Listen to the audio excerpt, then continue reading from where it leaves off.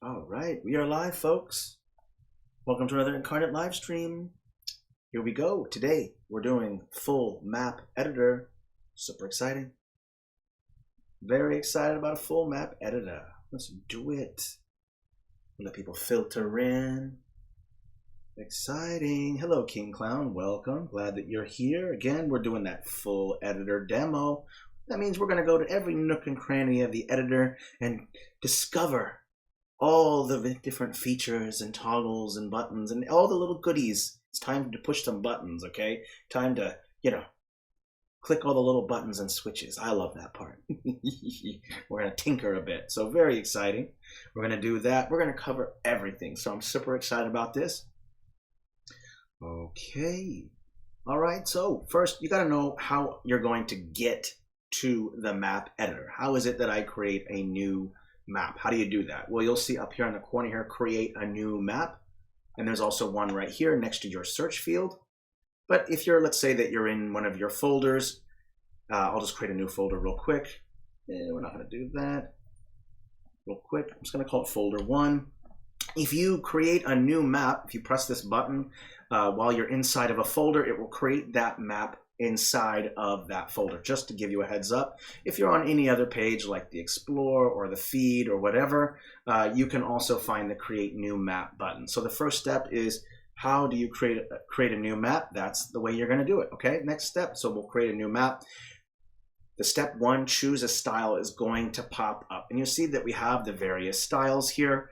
Of course, Fantasy Battle Maps, Cities, Watercolor Battle Maps, Regional, Parchment World, Fantasy World, okay? And you'll see that there's some thumbnails here that you can kind of see what's made with each style, so you kind of have an idea.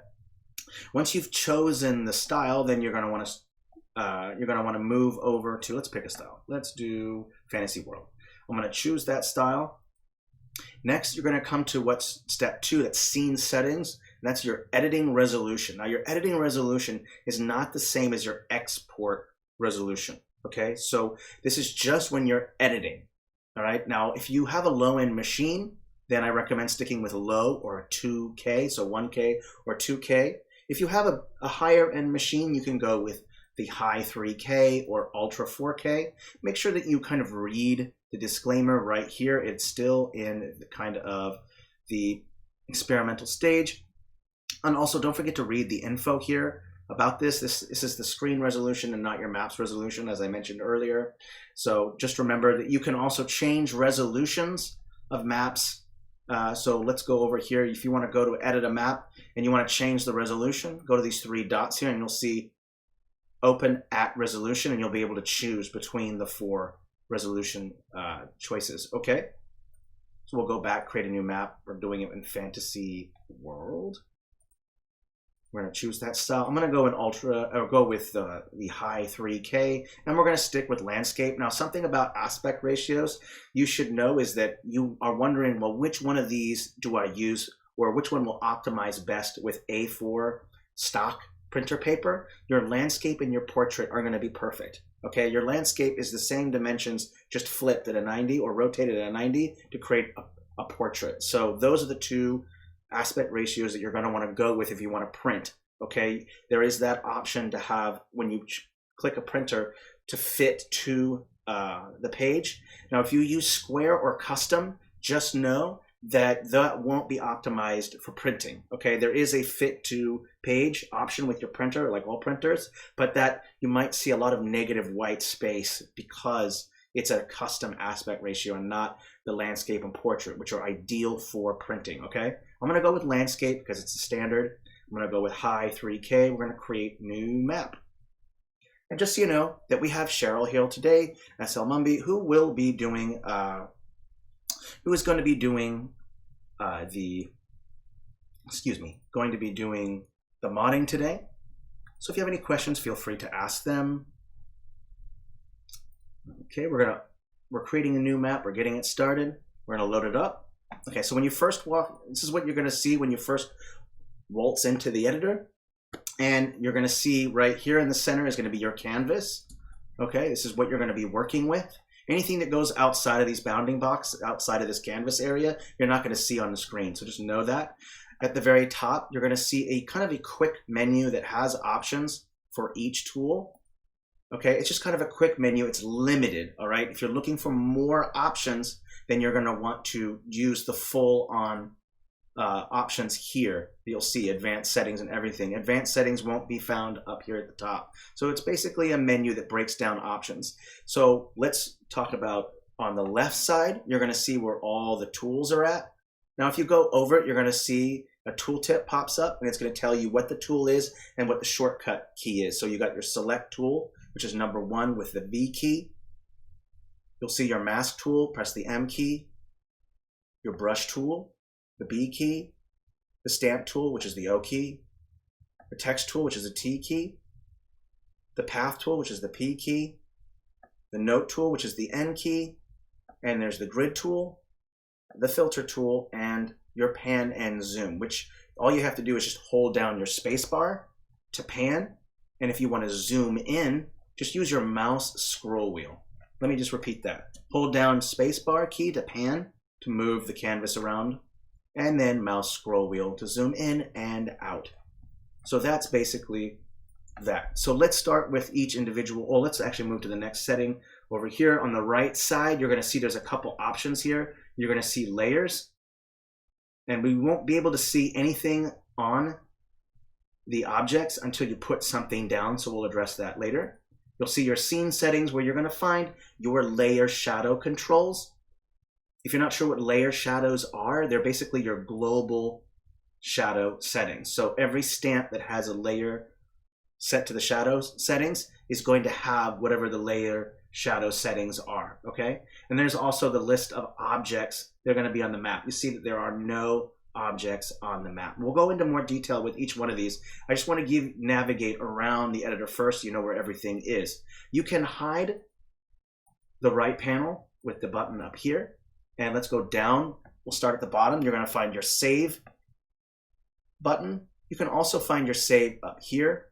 Well, you'll find also your edit map details save. Save as clone, which is extremely useful if you want to make another version of a map while you're editing it. So you're like, well, I want to paint this area this color to see what it looks like instead of having to redo it, painting it twice. Save as a clone and then test further on that clone. There's also the resize map from new region. We'll go over that.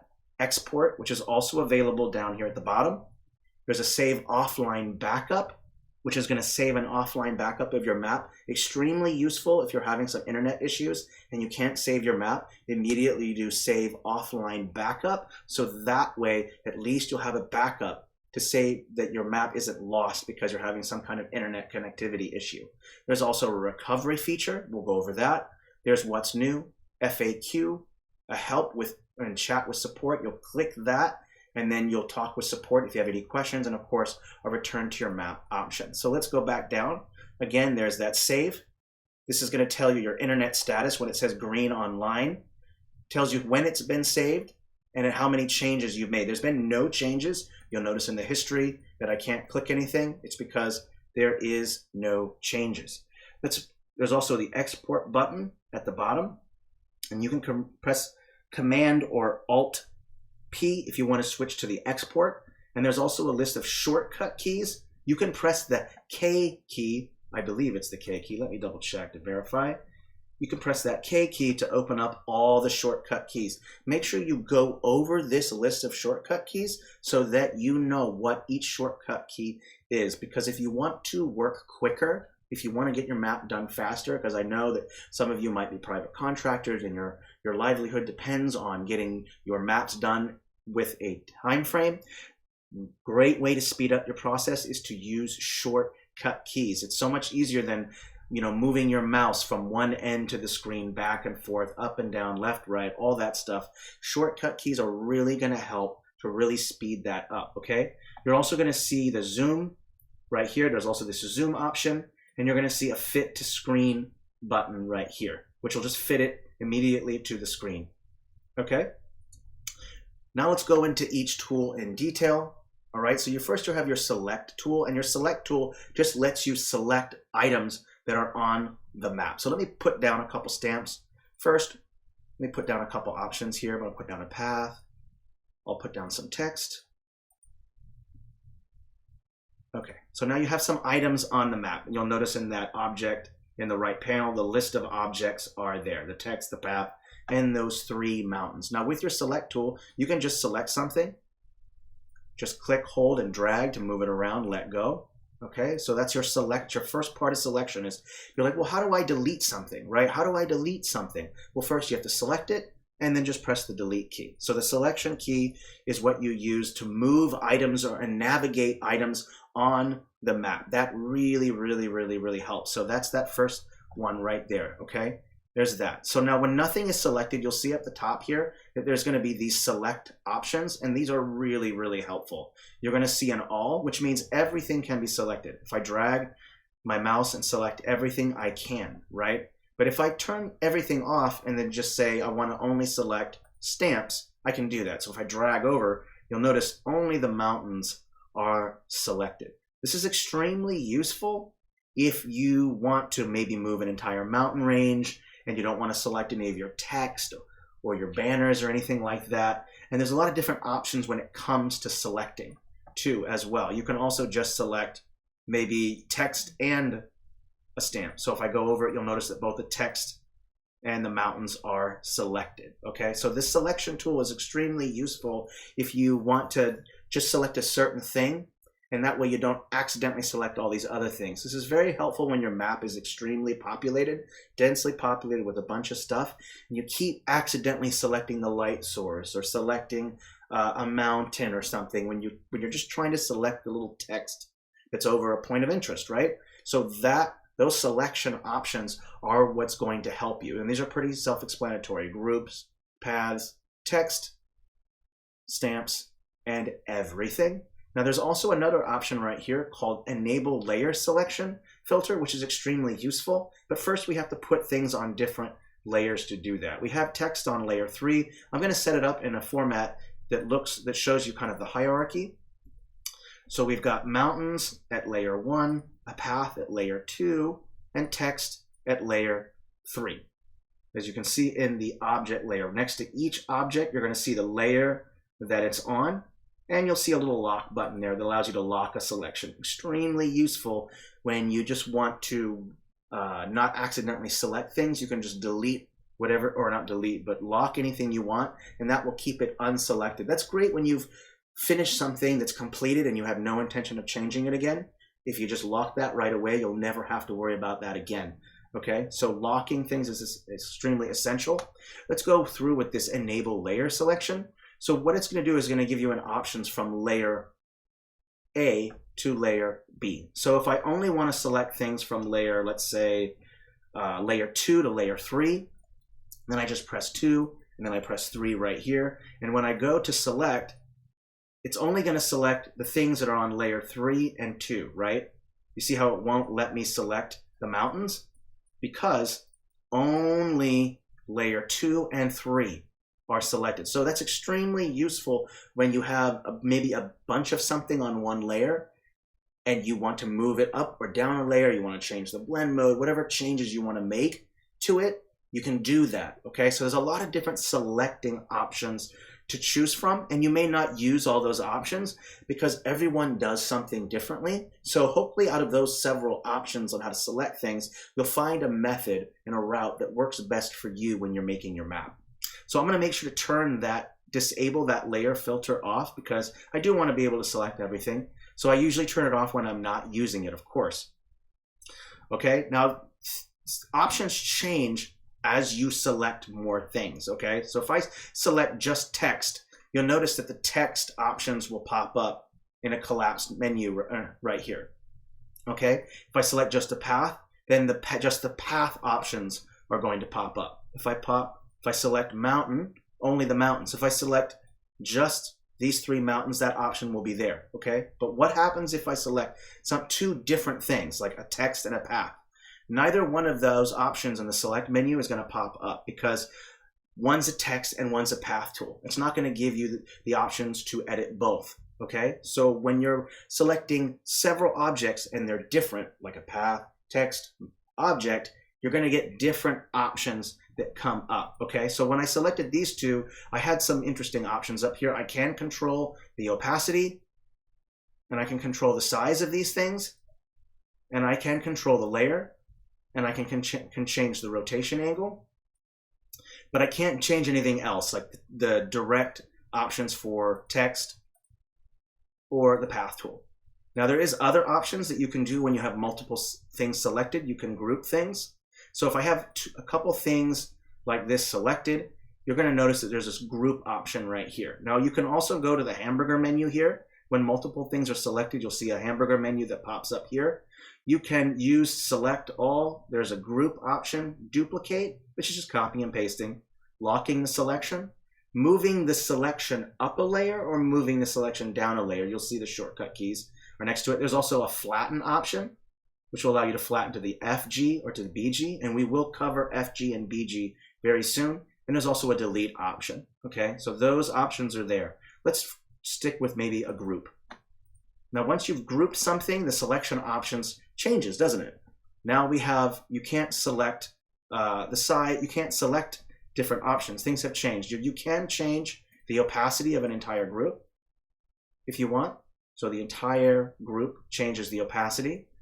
There's also that rotation. You want to rotate the group.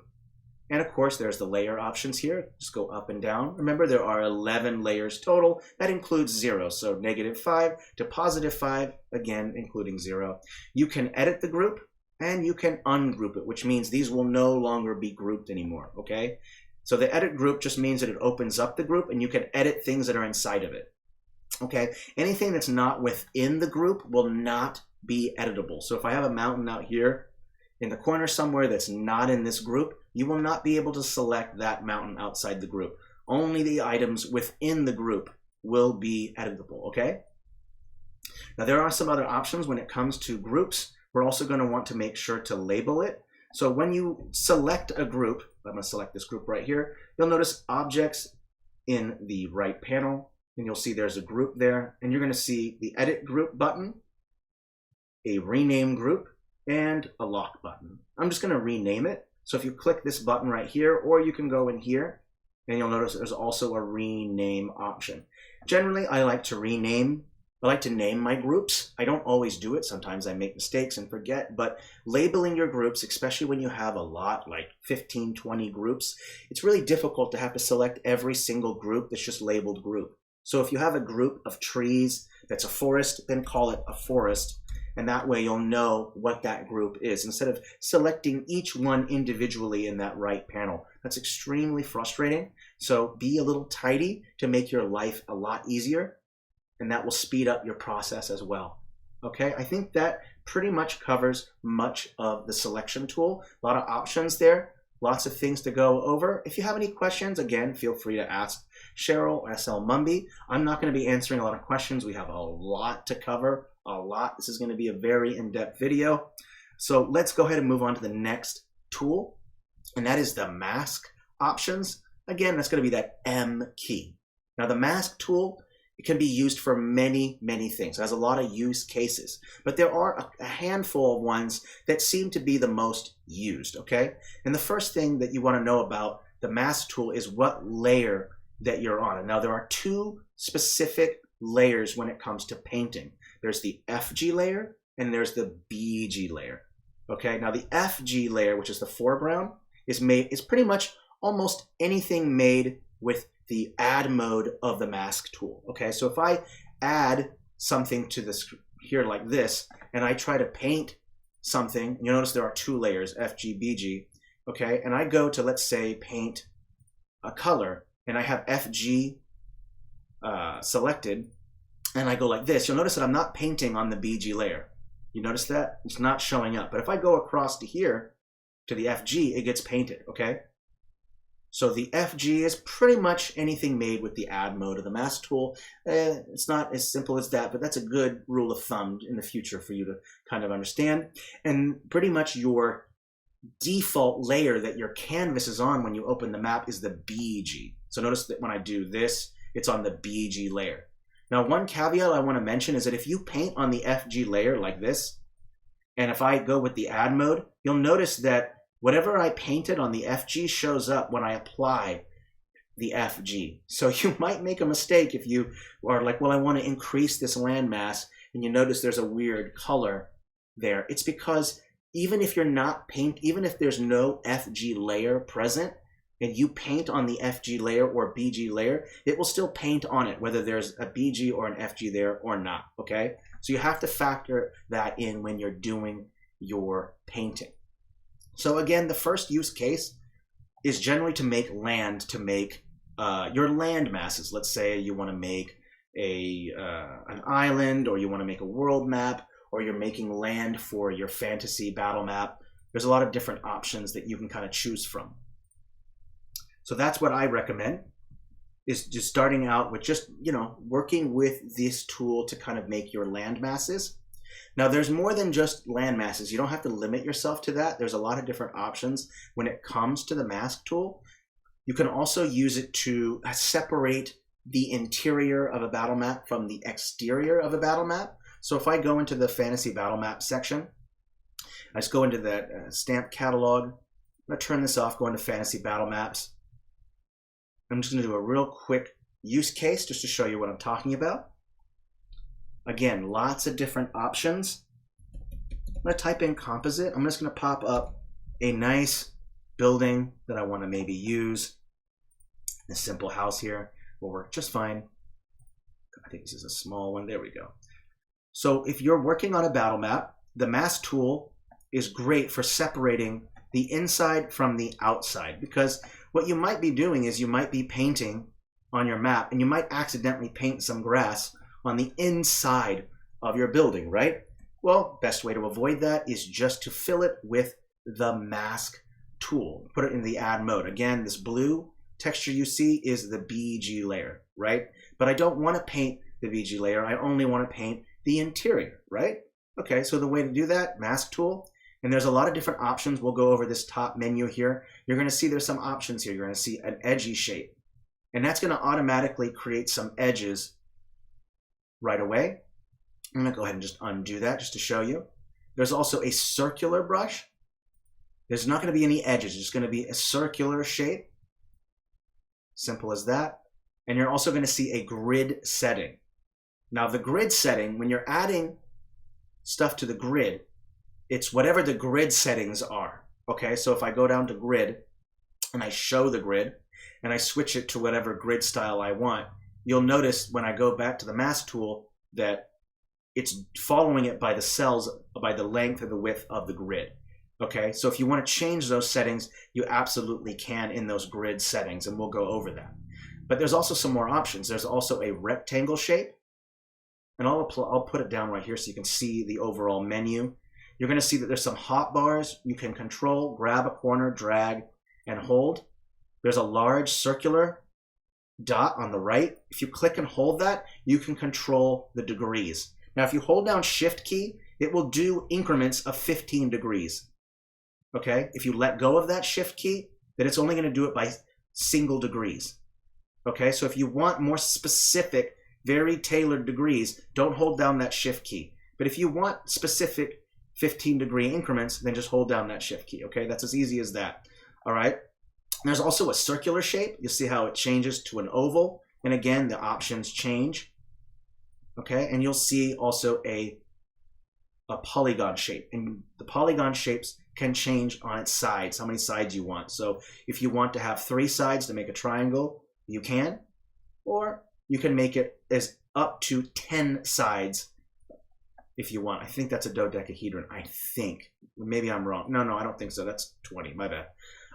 But I think, yeah, no, 10. So there's 10 sides that you can choose from. I'm going to use this rectangle shape because it works really well for filling in these kind of landscapes or filling in these kind of buildings. So you'll see an add selection shape. So you press the A key if you want to use the add mode, which is the mask tool, the add mode. And then you'll press the D key to create, if you want to switch it over to a BG. Now it's already set to BG, so if I press subtract, you'll notice that nothing happens, okay? Now there's two other options that I want to show real quick. You'll notice that there's a fills interior of the shape option, and then there's also a border shape. So you'll notice that a border now shows up. Now this is extremely useful if you just want to make some rooms using the mask tool. And this allows, so basically you're making a room like this. So let me just show you what I'm talking about. Let's say that you want to make a room and you want to have walls like this.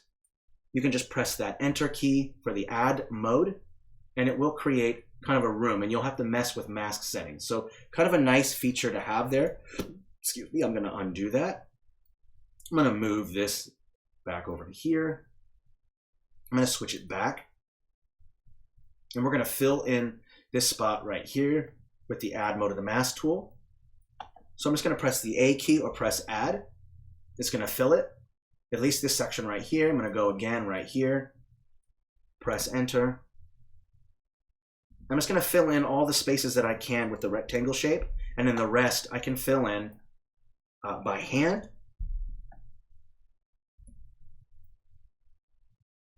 Or I can rotate it to make it work. So if I press this, I can take this, I'm going to rotate this some degrees. Let's go about there. And just extend the size, press enter. And I'll bring it down to here and press enter again. So now you've filled up this space. I'm also going to turn off that grid. We're no longer using it. Okay. Now, you're also going to notice that there are some advanced options that are going to be helpful. So let's first go into our grid options here, which you'll be able to show the grid. I believe there's also a snap option for the rectangle shape. You're also going to see the advanced tab. You click that. Oh, I'm sorry, there's a paint in option here.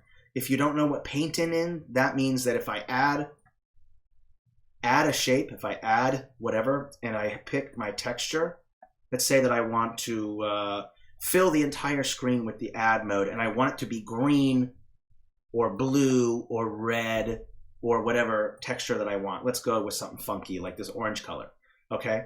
And this is the add mode of the mask tool. So you can fill the entire screen, not just with the add mode, but also fill it with a color of your choice. So I can just press enter like this, and everything will be filled with the add mode with not the right texture. That would be white. That did not work. Hold on one second. Let me try this again. That might be a bug. Let me just save and refresh this real quick.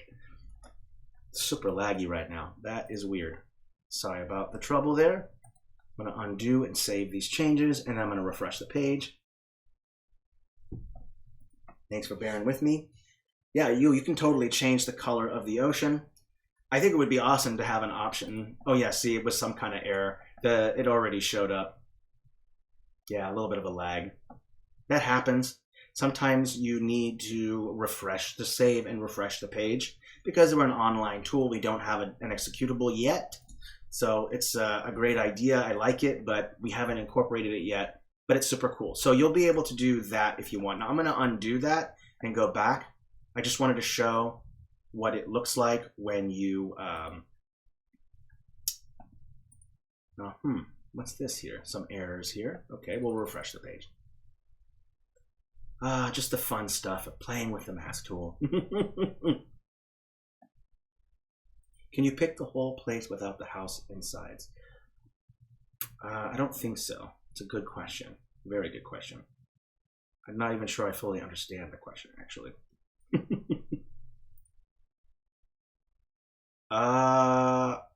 Well, so if your house is set to a different blend mode, then, or it's not blend mode, if your interior is set to a different texture, or to a different blend mode, yes, absolutely. Okay, let's see what's going on here. Having some issues here. I'm going to subtract everything. Not sure what happened there. Might have just been a bug of some kind. That happens. I'm going to fill in this whole space again.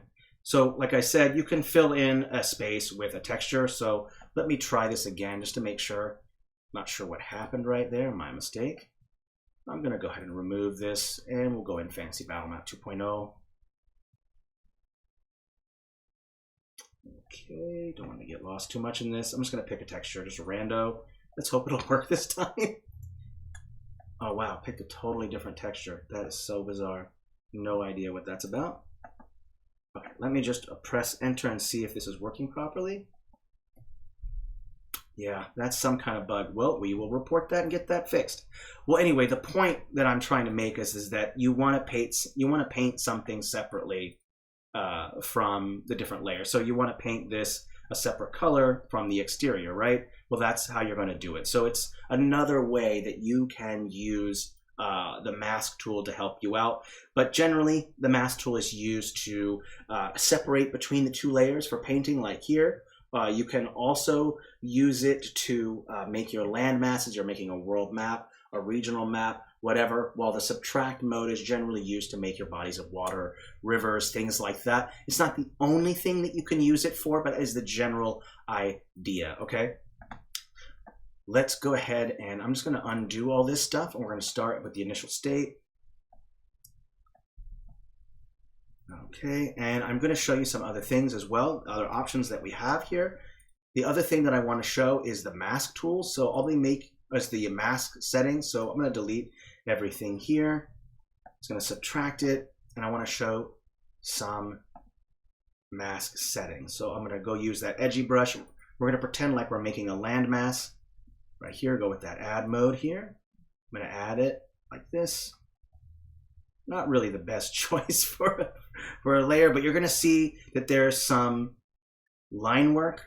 You're going to see that some shadows and things like that, and a stroke color. So if you go down to your advanced settings, you'll notice that there's an enable mask effects. You can turn them off. You'll see that there's no mask effects whatsoever. Those are just gone. Okay, so you turn them on. Now it's up to you whether or not you want to use mask effects. Their use case is varying, but it's generally the same for your world maps. There's a couple ways that you can go about it. So let's go into that first one. There are some custom options here that you can go with. There's the default. There should be a dark ripple option. And you'll see that it gives these dark ripples. It changes. So these are just basically mask effect presets that you can choose from. And there's quite a few of them. It's up to you which way you want to go about choosing one of those, or you want to select your own. If you don't want to do a preset, you can just go to custom, and then you can kind of change them to whatever you want. Now the first option is your stroke, and your stroke is just the line, the outline of the FG layer. So right now you'll notice that it's brown, kind of hard to see, but let me make it black, and you'll kind of see the whole outline. Now you can control the stroke size as well as the color. So let me bring the stroke up a little bit. Here it is at 2.4. You see that it gets larger, or you can just completely remove the stroke down to 0, or just turn the stroke toggle off to completely remove any kind of stroke whatsoever. So the stroke, again, is just the outline. That's all that it is. The line, not the outline, but the line that goes around the whole thing. So that's really that first setting. And again, you can change the color and opacity. This right here is going to be the color pickle. Hey, you guys want to choose the color pickle? The color picker right here. So you just click, hold, and then choose that. And then there's also the slider right here that lets you go into each range with the color, okay? The color pickle? Yes, I know, I love that, right? Isn't that perfect? So you can change the color to what you want, okay? And you can also change the opacity. That's that slider down here.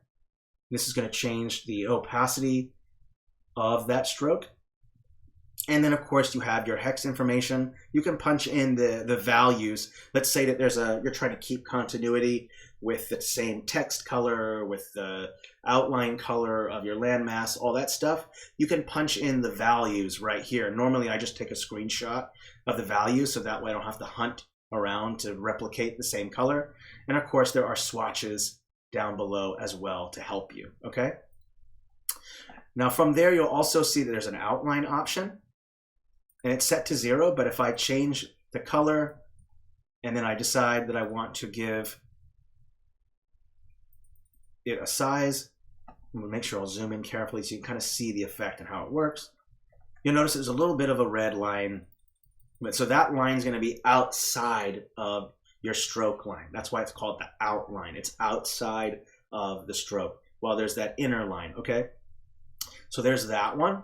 There's also your outer shadows. Now your outer shadow is that shadow that you see. Now by outer, let's quickly define that. Outer is whatever's emanating away from anything made with the FG, with the add mode of the mask tool, okay? So you're not going to have this white shadow on the inside. It's going to be on the outside. So outer shadow. Let me click this real quick and I'll show you. I'm going to make it red. So it's kind of easily noticeable.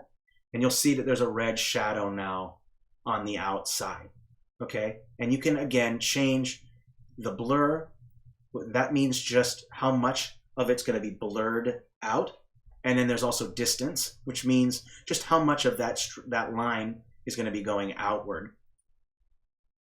Okay, so you'll see the differences here. This kind of helps. All right. Now, if you don't like outer shadows, that's okay. You can turn them off. Now, there's also inner shadows. And just like it's the reverse or the opposite of your outer shadows. It's in the inside. So anything made with the FG, that shadow is going to be emanating inward towards the FG layers. So we'll start with inner shadow. I'm going to choose white so it's easy to see. And the most common use cases for much of these settings is to make just better coastlines. And we'll be sure to cover a stream on that. I believe next week we have it on the 27th on how to create coastline. So I won't go into too much depth, but that's the general use case for mask options, is using those nice landscape options to make your coastline. So whether it's a shoreline, whether it's waves emanating away from the shoreline, or an inner shadow to represent your beachheads, or an outer shadow to represent shallower water. There's a lot of different use cases. Okay, it's up to you which way you want to go about it. Let's say that you want to do your shorelines. You want them to be yellow. Okay, so you have a yellow shoreline. I like to drop the opacity down because not every shore is going to be yellow, but you can do that. Or if you want to have it be a different color, you want it to be darker instead, you can absolutely do that. So options, lots and lots of options. On mask effects, we'll be sure to cover that in detail. The last one is ripple effects. And just like before, you're going to have that color picker. You're going to have the slider, the opacity slider, your information, and your swatches. Okay? And you'll see real quick that this is what we're talking about. These are the ripples that you see right here. You can control the width. That's just how thick the lines will be. So if I increase it, you'll notice the line thickness. Now there's also a count, how many. I think the max is 10. And so you'll get a lot of ripples emanating from your shoreline. If you want to do less, you can just go down to 0 and you have none. Maybe you just want 2 or 3. So you can just decide for yourself how many you want to have. Now there's also one last option. You can also control the gap between them. Now obviously if you only have one, it's not going to show too much. So let's do a count of 3 and then we'll change the gap. And you'll see that there's a gap difference between each wave now emanating from the landmass. Okay, so there's a lot of different options to choose from making your coastlines, and there's all the different styles that you could go with on how to do that. So I'll be making sure to cover that in a stream. So that is basically breaking down the mask options. Just a real quick review. Again, add mode is typically used to create land. Subtract mode is to make your water. That's pretty much it. There's not a whole lot to that. There are other use cases. You know, if you want to separate, you know, this interior from that exterior and such like that. But that's about as simple as it gets for that one. Lots of different options to choose from. Don't let it confuse you. If by chance you can't find this advanced setting because let's say that your thing is here like this, or you can't see, let's say that you're going down here and you can't see the options. Well, all you have to do is just scroll out a little bit, maybe maximize your screen a little bit more. Maybe you want to take your magnifying glass and kind of go out a little bit on your browser so that you can see those options. Because sometimes people will say, well, I don't see these advanced settings anywhere. Okay, well, just check to see if your window is optimized to fit those settings so they'll be in there, okay? So that is the mask tool. The next one is your brush tool. Okay, brush tool is basically your go-to tool for painting. You want to blend land masses, you want to put together an oasis, you want to make a mountain range, and you want to make it brown underneath or green underneath. So it's basically your paintbrush. It's going to be allowing you to paint your land masses. Now we just did a blending stream, I believe it was last week. Go check that out. Extremely helpful if you are confused on how to blend your biomes, how to blend your mountains in with your your base texture below it. You're like, well, this mountain pops out because the mountain's brown and the texture below is green. Go check out that stream to help you to understand how to blend. It's actually so much easier than you think. Don't overcomplicate it, okay? And it's really as simple as this, okay? First you're gonna find that there's the texture option, and you can open up that texture catalog with the F key as long as the the brush tool is selected. And immediately on the left side, you're going to see an upload button. This will allow you to upload certain images that you want. So if you click this, it's going to take you up and it'll let you check out things that you want to get. Once you've chosen the image, it will upload it at 8K. Now just know that there are file limits. There's an 8 megabyte limit, and there's also a dimension limit, which is 4096 by 4096 pixels. Okay, so just kind of know that. Also, the other thing you should know is that we support PNG and JPEGs. Real quick, if you have a texture that you want to have a transparency on it, that means, let's say you want to just have some leaves and not anything else underneath those leaves. You just want to catch the base texture underneath. You're going to want to upload that texture as a PNG because PNG supports alpha channels, okay? And by that I mean transparency. JPEG will not support transparency. So if you're uploading custom textures, always remember to use PNGs for your transparent textures, okay? That's very important. Okay, once you go from there, you're going to see that there are some options here. You're going to see a filters only used on this map, which will obviously only show textures that are applied onto the map. And then there's also only going to be free textures. And these are going to show all the free textures that are available for the style that you have selected. Okay. You're also going to see custom assets. So if you have any custom assets, you click this. Now, if you don't have any custom assets, this option will not pop up. Okay. So if you're like, well, wait a minute, where are my custom assets? You don't have any.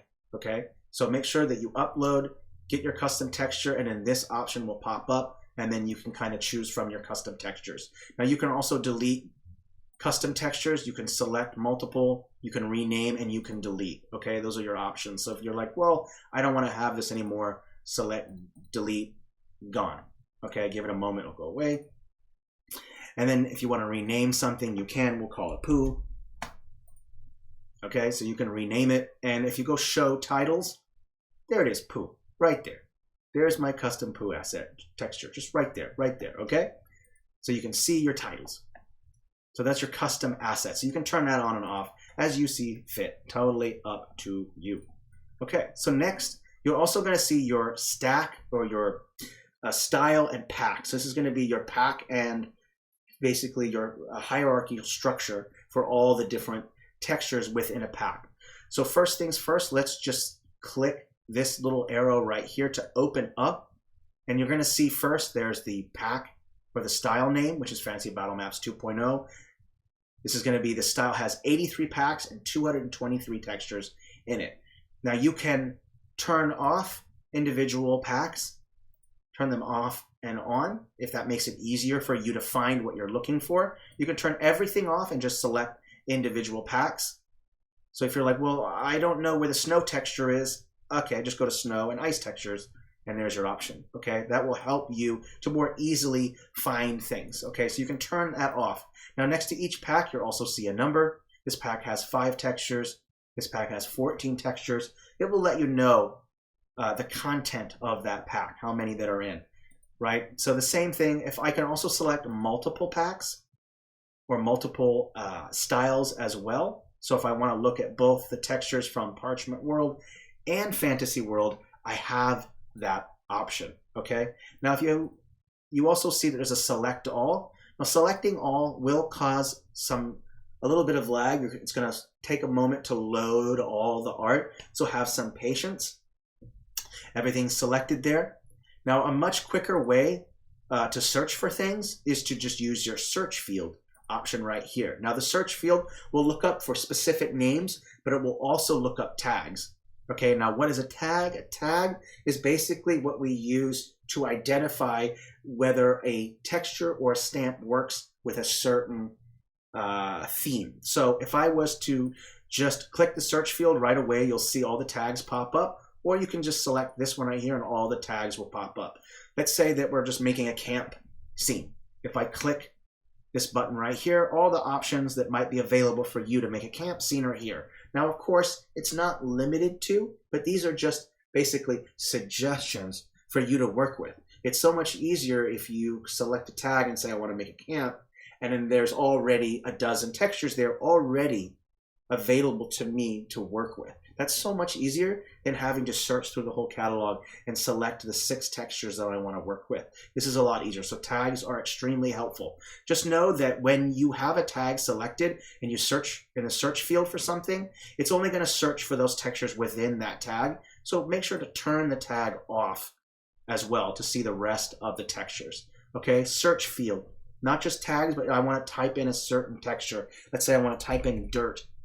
Every texture that has the word dirt in it will be showing up.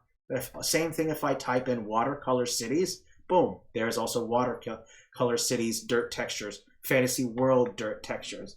Okay, so always factor that bit in there. Again, there's that show titles, you want to see things. And of course, there is this toggle, which is search all styles. And that will just means that if you type in grass, it's going to search every single style that we have for grass. So that's extremely useful if you want to find it within every style instead of limiting yourself to one style. Okay, that's how that goes. Now there are a couple more options here. In this, you can also change the icon size. Just so you're having a difficult time kind of seeing the thumbnail, just increase that thumbnail up to 100. So that way you can see it all. Scrolling through the catalog will take a little bit longer if you do that. Let's say that you want to see a little bit more textures, a little less scrolling, you'll be able to do that too. You'll see a smaller thumbnail. I'm just going to press that X button to go back to the default size that I want. Now there's also some tags here as well. You can just do the default, which is just going to show all the textures in the default setting, but there's also a name A to Z. If it's hard for you, if you're the kind of person who likes to look for things alphabetically, or it's just easier for you to work with, then you'll have this excellent A to Z option so that you can find things. But for me, the best suggestion is just to hit up that search field option and just type it in. But sometimes you don't know what you're looking for, right? You don't know what to type in the search field. That's when it's useful to use the tags, right? Because you don't know exactly what you're looking for. You're like, well, I don't know what I'm looking for exactly for my desert, so I'll type desert, and then all the options will be here. And of course, if you select other styles, those tags will apply to those styles. So extremely useful, okay? There's step 1. We're gonna get out of here and move on to the next thing. 47 minutes in, whoo! A lot to explain. I hope that this makes sense so far. We're gonna keep going with this. So let's now check out the overall menu that we have here. You're gonna see that there's both textures and colors, so you have flat colors to choose from here. Extremely useful if you just want to make a map which is flat colors and then put a filter over it to do all the texture work. That's a heck of a lot easier than choosing different textures to get the look that you want. We'll maybe do a tutorial on that. Now there's also another thing you should know about this. There's also a favorite option, which is extremely useful. And if you click this button right here, Save to Favorites, it's going to take whatever you favorited and push it over to this favorite section right here. It's right below the Open Catalog button. You'll see Recently Used and Favorites. Now, I cannot stress enough how important favoriting a texture is, especially if you're going to edit it. Now, you'll notice right here on the preview that there is just a regular preview. But if I go to Size and change the size and change the rotation, change the offset, change the Y offset, you'll notice right here in the corner that all those option settings show up right there, right on the thumbnail, okay? Now, just so you know, the recently used can only hold a certain number of textures at a time. So I think it's about, once you reach about 12 textures that you've applied, it will start knocking off textures off the recently used list, okay? Now, it's really, really, really painful when you've edited a texture and then you have to go back and use it again and you didn't favorite it, because then you have to go back and change all those settings again. And you might not have memorized all of them, but favoriting it, boom, that's going to help you. There it is. There it is right there with the settings on it in your favorites. Let me tell you, this is a lifesaver. So many times have I worked on a map and I've had to change the same dang settings over and over and over again. So absolutely favorite your textures, especially ones where you know for a fact that you're going to be using them consistently throughout the whole map process, okay? So there's that recently used. Now you're going to see brush layer options, FG and BG layers. Shortcut keys are simple. 1 key for FG, 2 key for the BG, okay? That's as simple as that. Real quick shortcut keys instead of having to switch back and forth like this. 1 key, 2 keys. So much easier, okay? Now, as we said, with the FG layer, it's going to paint anything that's on the FG layer. That is this add mode right here. If I switch over to that 2 key and I apply to the BG, whatever is the BG layer, anything with the subtract mode of the mask tool is going to pop up, okay? Now you're going to see a whole bunch of other options as well. Just like with that mask tool, you're going to see that there's an edgy brush option, and you'll see that it's in these settings here in the compact menu version as well as up here. You'll have that circular shape. The grid setting, again, it's set to whatever the grid setting is for the map. Okay, so grid settings down here. Okay, and then also you're going to see that there's a rectangle shape, a circle shape, and a polygon shape, and the options remain the same. If I apply the polygon, you'll see that there's a shape option. There's also a border and a fill option. Those are up to you. Extremely useful if you want to make some interesting shapes to your room, because sometimes you don't have all day, right, to make lots and lots of rooms by putting a bunch of walls together. Using the shape tool with the mask tool in conjunction with the brush tool, absolutely perfect. Very, very helpful. Okay, let's keep going through the options. Let's go ahead and select the circle brush. You're going to see also you're going to see the size, which is just going to change the size of the brush. Now, if you also hold down, let me see which button it is. Ooh, I don't think the shortcut key for the size is working. We'll have to check that out. You can change the size. So if I slide this down, what this is going to do is this is going to change the actual size of the texture. Now you'll see that there's a preview right in front of you. It's faded out, it's transparent a little bit so that it doesn't kind of block what's on your map, so you can change that size.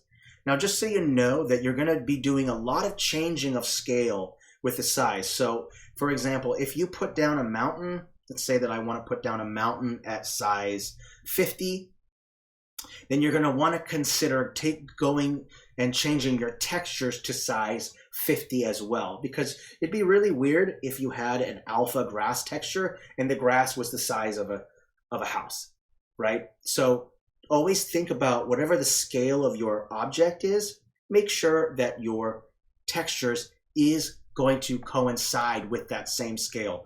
Now, it doesn't have to be exact. You don't have to make your texture exactly at 30, just like the stamp is at 30.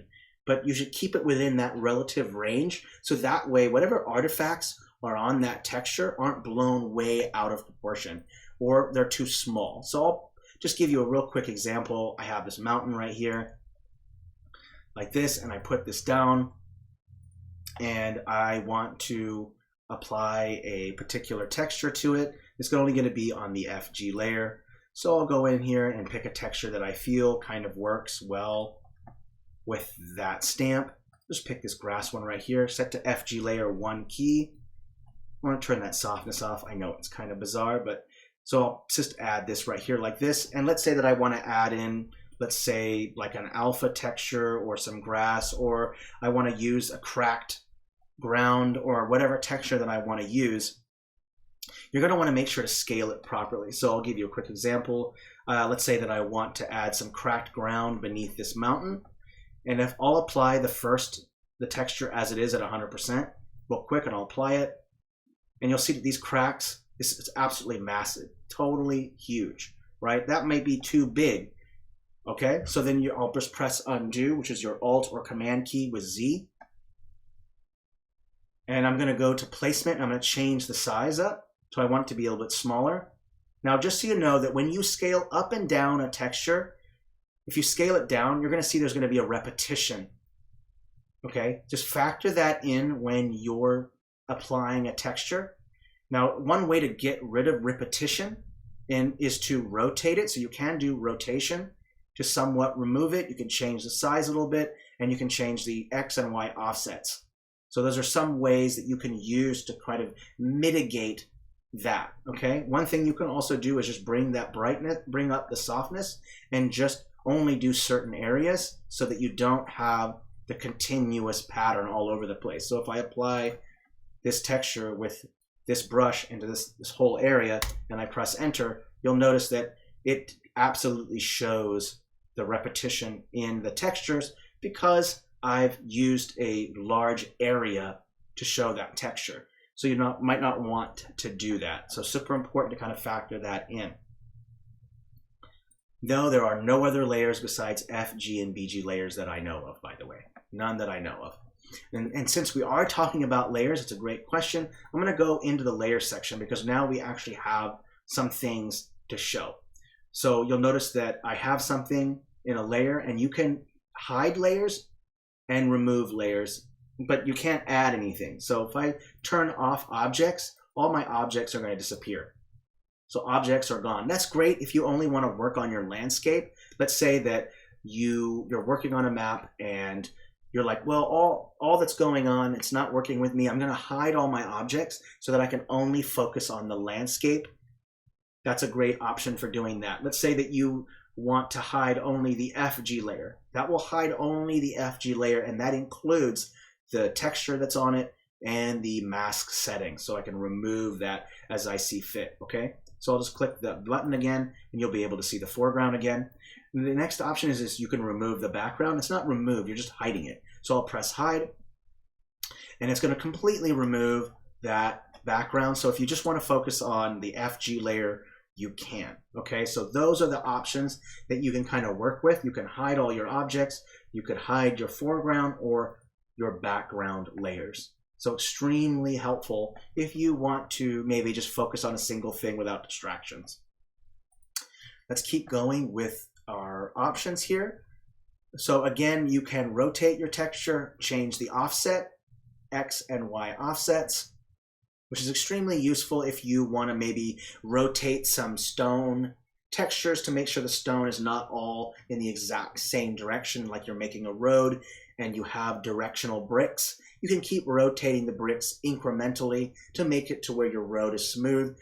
So that's basically what you can use that for. And I absolutely recommend changing textures to fit what you need them for. So don't be afraid to make those settings, and don't forget, as always, to favorite those. So those are all the options that you have for your brush tool. And if there's any questions for that, feel free to ask Cheryl. Hope I didn't miss anything. That next option is adding a stamp. Okay, so you're adding a stamp to your map, whether you want to add mountains or you want to add a building or whatever style that you're working with. Now, if you're working with a world style, I always like to start with mountains first. So that's usually the first object that I will put down. So normally I start with the lands first. You'll notice that the order, you'll start with your land first. Then you'll go down and paint your land. And then you'll start populating your land with objects. So you want to make like a mountain range, which is what you normally start with when you're working on a world map, whether it's in the parchment, the world style, or regional style.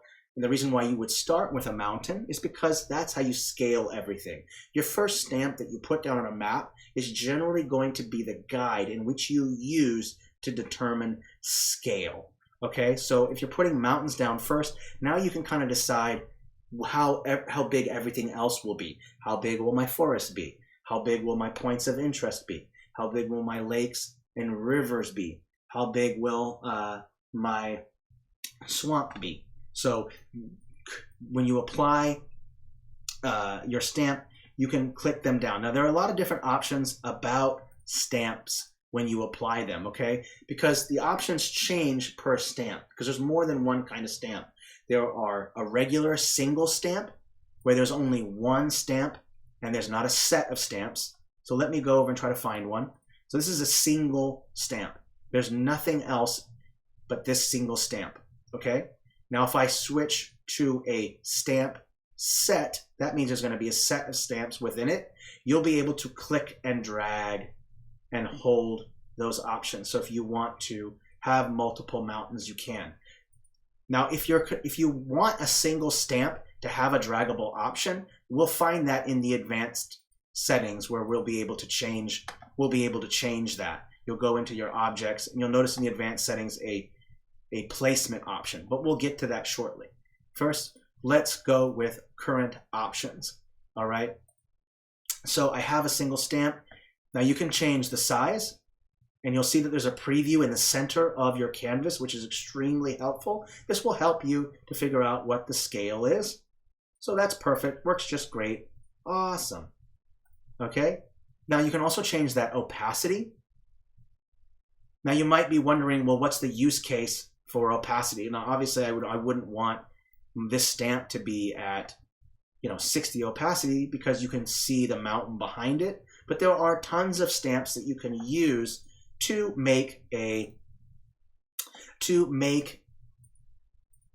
find use cases for that. For instance, you can take like a cloud and you want it to be at a certain opacity because you don't want it to hide. You don't want the cloud to be completely covering something up. Let's say those clouds are kind of in the way and you want to be able to see what's behind it. You can change that opacity as you see fit so that you can kind of see more or less. Cloud is not the only option. You can see actually quite a few things. Use quite a few things that you can do with the opacity slider bar. But the most use case that I've seen for them is basically for clouds. If you want to make something that's underwater, let's say that you want a mountain that's underwater, you can change the opacity to make it look like it's more underwater if you want. So there's a lot of different options and a lot of different use cases. We can maybe go over more in-depth use cases if you want with that in another video, okay? So once you see the opacity slider bar, you'll also notice that there's a rotation. You can rotate it, and you'll also see that there's a random rotation, which I don't recommend using for mountains because obviously your mountain isn't going to be in a totally different rotation like this. That's some crazy mountains. What happened to these mountains? They went cray-cray. Right? So I only recommend using that for maybe top-down stamps, but for fantasy, regional, and world maps, you probably don't want to use that random, or don't want to use that random rotate. Also, I forgot to show this, but there's also this random stamp, which is extremely useful for doing your forests, mountain ranges, things like that, because then it won't be all the same mountain stamp or won't be all the same tree stamp. So extremely useful. Okay, let's keep going with the object. There's also that layer. Now the layer just means where it's going to be in your layer options. So if I choose layer 5, you'll notice that this stamp in the object settings over here by objects below scene settings, you'll see brown mountains at layer 5. And that's going to be on top of all this because, again, these other mountains are at layer 1. Okay, so just knowing that +5 is going to be the highest layer. So if there's anything on +5, it's going to be above everything else. Now, when it comes to collision detection with your stamps, different styles detect collisions differently. So battle maps might work differently when you're dragging something onto the map. It's going to interact differently than as if you used it with Fantasy World or Fantasy Regional. So be mindful about those collision detection when you're doing your stamps. So, but it's always helpful if you're making a mountain range, just make sure that it's all set to the same layer when you're dragging and clicking. Don't try to say this mountain layer 1 and then put another mountain layer 2. Instead, just click, hold, drag, and just be mindful of what layer that it's on, okay? Let's keep going. All right, so now we've also see that there is a flip option. If If I click this, you'll notice that it's going to flip horizontally. If I click this, it's going to flip vertically, okay? So you have your flipping options. Now there's also an option called blend mode. Now a blend mode just means that the stamp is going to interact with whatever texture it's behind differently. And it's kind of hard to explain what each use case of a stamp is for because it might change as you go. But we'll go through the different blend modes just to see what they look like. So you'll see darken, and you'll notice that it's interacting with the texture behind it. So I change to multiply, color burn, lighten, screen, color dodge, overlay, and it goes on and on with the various options, okay? And I'll show you just a simple few use cases for some of them, but not all of them because there's quite a few use cases. The most used use case for a blend mode that I know of is using luminosity. And the reason why is because luminosity is basically just going to allow the stamp to pick up whatever texture is behind it. So if you want a stamp, if you want these to be desert mountains, all you would do is just change the blend mode and it was going to pick up whatever texture is below it. So it's easier than trying to select this mountain and then trying to change the hue to make it match whatever texture is below it. Instead, just select the blend mode luminosity. So that's how you would cause, because I notice on some maps, like maybe you have a couple foothills and they're green, but the texture below is brown. Well, it doesn't make any sense to have a green hill on top of a brown texture, right? You want your hill, you would think your hills would be kind of brown, or your grass or your ground would be brown. So changing the luminosity blend mode is really going to help with that. It also helps with making something look underwater too as well. So you want a mountain range, it's going to make it look like it's underwater, change the luminosity. And also there are some other options you can change as well, like contrast, to make it look like it's faded out a little bit more under the water, so you can't see the line work quite as much. And we'll go over the HSB settings shortly. But that's the most common used blend mode that I know of, the luminosity. It's perfect for just changing whatever stamp you want it to blend in with the texture that's below it. Extremely, extremely helpful. There are other use cases as well. I'm just going to show one more use case for blend modes real quick. I'm going to type in table, and I'll show you some interesting options for doing blend modes. Let's go with Fantasy Battle Map 2.0. I'm going to grab a table, and I'm going to show you one real quick trick. Actually, Philip showed me this trick, so I'm excited to show it to you. But if you want to have, let's say, an extended well, let's turn off the blend mode, turn off the shadows real quick. I'm going to turn off these shadows, which will go into that setting. And let's say that you want to extend this table and you don't want the line work in between. You can change the blend mode to make it to where it matches in. So there's a blend mode called lighten, and you'll notice right away that it extended the table right away. And so that way you have a nice extended table. That's just one use case. Now there are some other use cases for this as well. Let's say that you want to create a forest, and you don't want to see each individual tree. You only want to see like a conglomeration of trees together. So I'll put a bunch of trees together like this. I'm just going to click a bunch like this, and I kind of want it to look more like it's a series of trees instead of this individual tree. This might not even be the right tree to even use, actually. Let me try using the pine ones. That might work better. 1 second here. Let's throw it in. Throw in pine trees. Perfect. Okay. So I'm going to throw in a couple pine trees like this. Just throw in a bunch like this. Now, you'll notice that you'll be able to see each individual pine tree. What happens if you don't want to do that? Let's say that you want to break that up. You want to see something different. So what I'll do, first I'm going to turn off all my shadows. Just turn that off for right now. And I'm going to select the same stamp, which is that pine tree, go up a layer, and then I'm going to switch the blend mode to lighten. And what this is going to do is this is going to hide some of the line work. So let me apply a couple, and you'll notice that some of the line work is beginning to disappear, and you're creating a cluster. Now you're creating a nice cluster of trees without any definition of one tree. So it's a way to create like a huge cluster or a dense forest that looks a little bit more like a blanket of trees instead of each individual tree popping out. So the light and blend mode is very helpful for that kind of use case, and I've done that with recent maps before. So my suggestion would be to explore each one of the blending modes and to play with them and explore and see what works best with each thing. So it's extremely helpful to really play around with that. Now, once we go into our, we can go into the blur option, which is extremely useful if you want to, let's say, like blur something. So you want to blur a stamp, you can.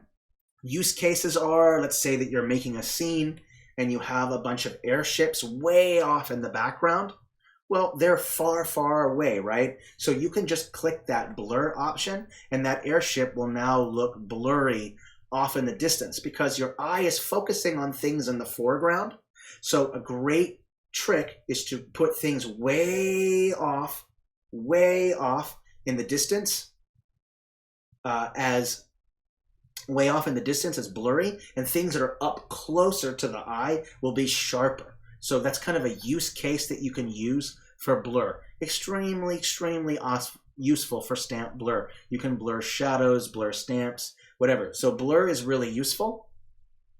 And don't forget, there's also a radius. You can control just how blurry it is. So if that tree is way out in the distance, you can change that blur as you see fit. So extremely useful. Now there's also shadows, and you're going to notice that there are 3 options for shadows. There's your no shadow whatsoever. You don't want a shadow at all. You have object shadow, and then you also have layer shadow. Now there's a big difference between your object and your layer shadow. The first thing you should know about object shadows is that the shadow is going to show up on top of another stamp. Okay, so if I apply this shadow, you'll notice that this dark shadow shows up on top of this stamp.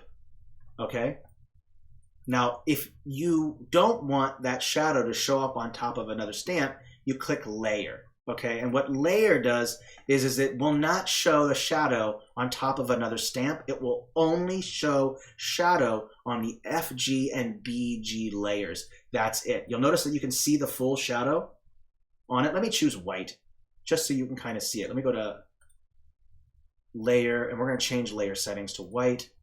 Okay, so you can see right away that I can see the whole shadow, right? But watch what happens when I put it on top of the stamp. You notice that the shadow only shows up on the FG and the BG layer. Remember, your layer shadows is going to be your global settings.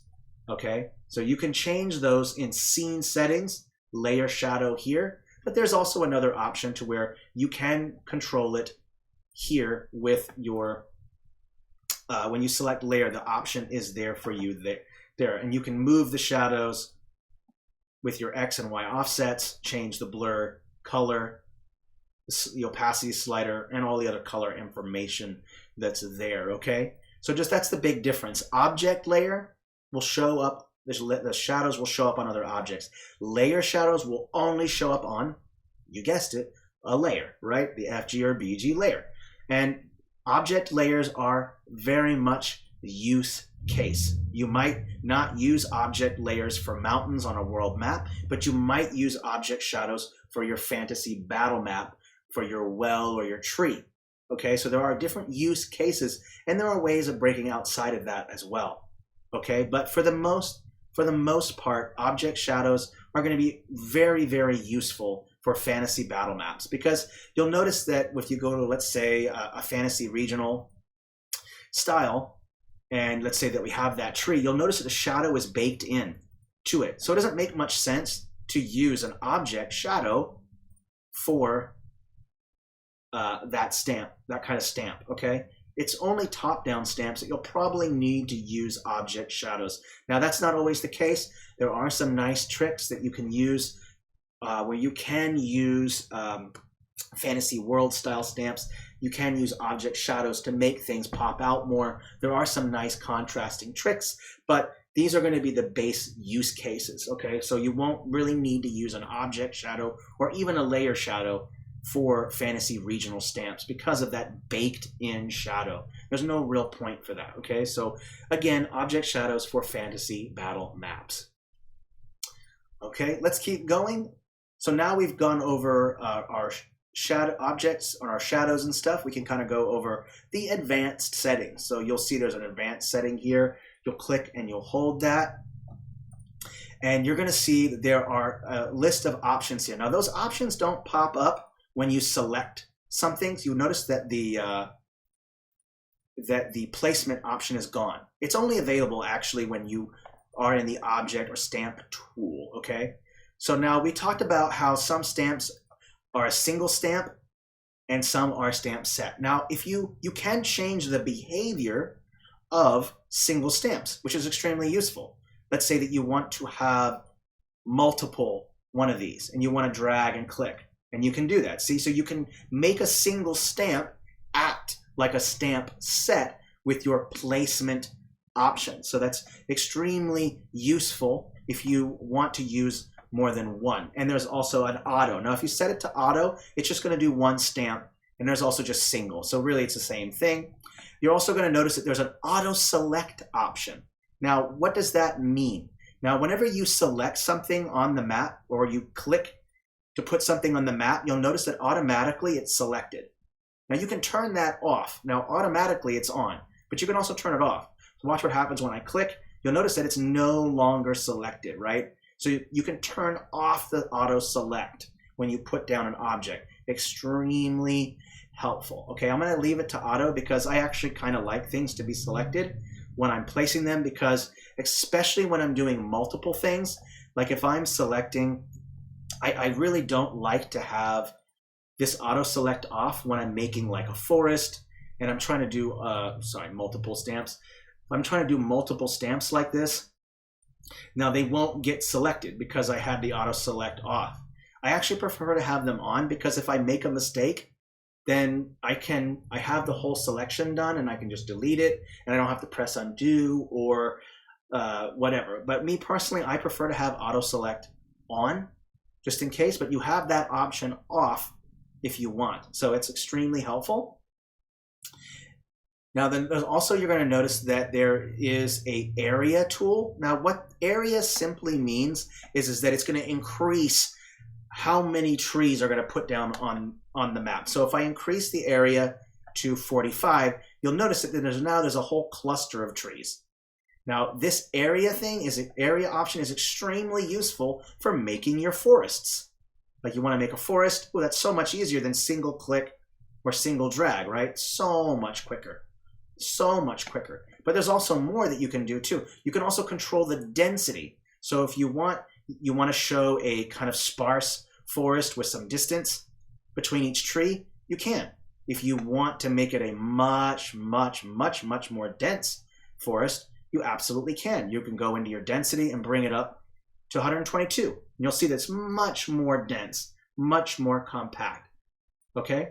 So very, very helpful to mess with the area and density for a stamp set, or if it's a single set, you can change it to multiple and then change the area and density as you see fit. There's also a randomized angle, and it gives you the different options that you want. This is not useful for fantasy regional, fantasy world, fantasy parchment styles. Instead, I recommend using these auto rotate options with the fantasy battle map style, because there's not several dimensions. With top down, it's just one dimension, bird's eye view, straight down, and so it's okay to use that random rotate option, okay? And there's also a random flip option as well, which will meaning that if you select something, it will flip. You'll notice that the shadows will be facing in different directions. So there's also that option as well, okay? Flip option use case works great if you want to maybe place some stools down. You want to place a couple stools down in a bar, because you don't want all the grain of your wood from your stools to all be facing in the same direction.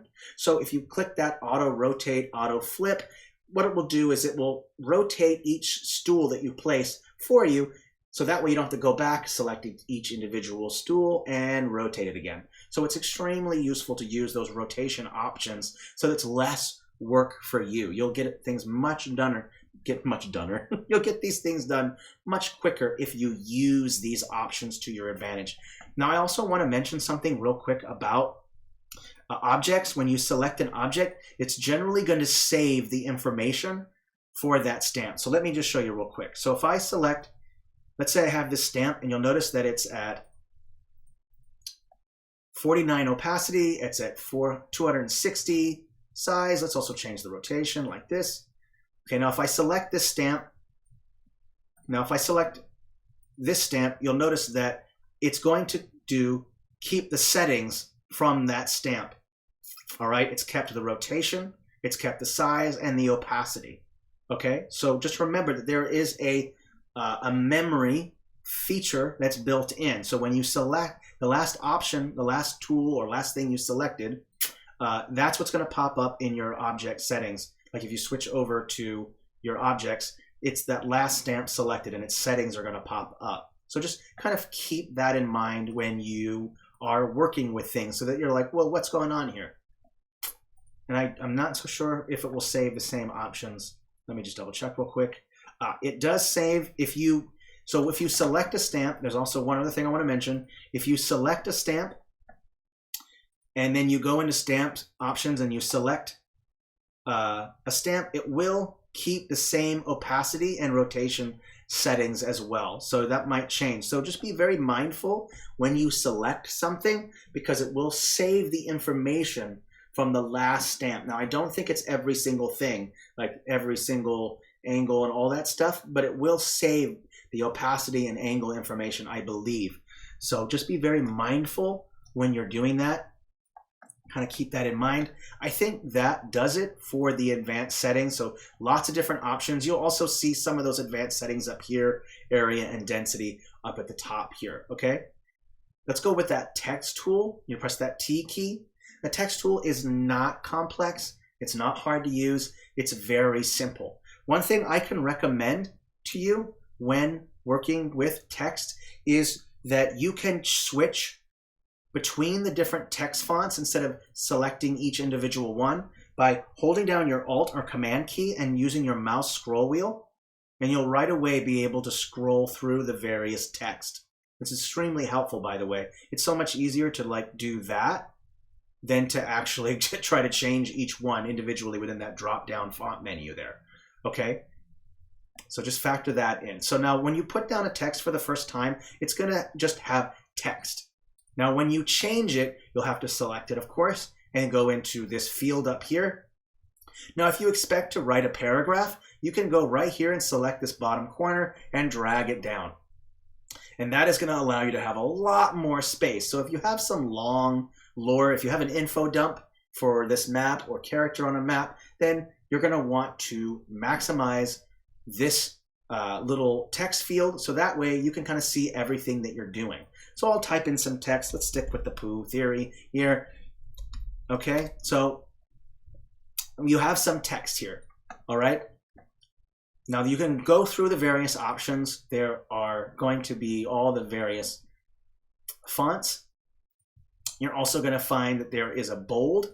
It's going to cause your stamp to get bold. You're going to see the size. We'll make that poo nice and big. You're going to see a fill color. That's going to be the inside of the text, so I can make it red. Red poo is not a good sign. Painful. You're also going to see that there's an outline option, and that outline is that black outline that you see right there. So if I turn it off, you notice it's on and off. Now just know that when you scale up and down, that outline will also change as well. So when you scale all the way up, you might have to change the outline again so it's not so thick. So just keep in mind that scaling text up and down, know that you might have to change the outline and shadow settings, because there doesn't seem like it scales up with it, or doesn't scale down or up with it. So be careful with that. So just focus on that. And you can also change the color. All the color options pop up, the opacity, color picker, and swatches, as well as the hex information. You can also change the rotation of the text. And you're also going to change the layer of the text, just like your objects. Layer -5 to +5, so there's 11 layers. There's also your curvature. This is going to curve.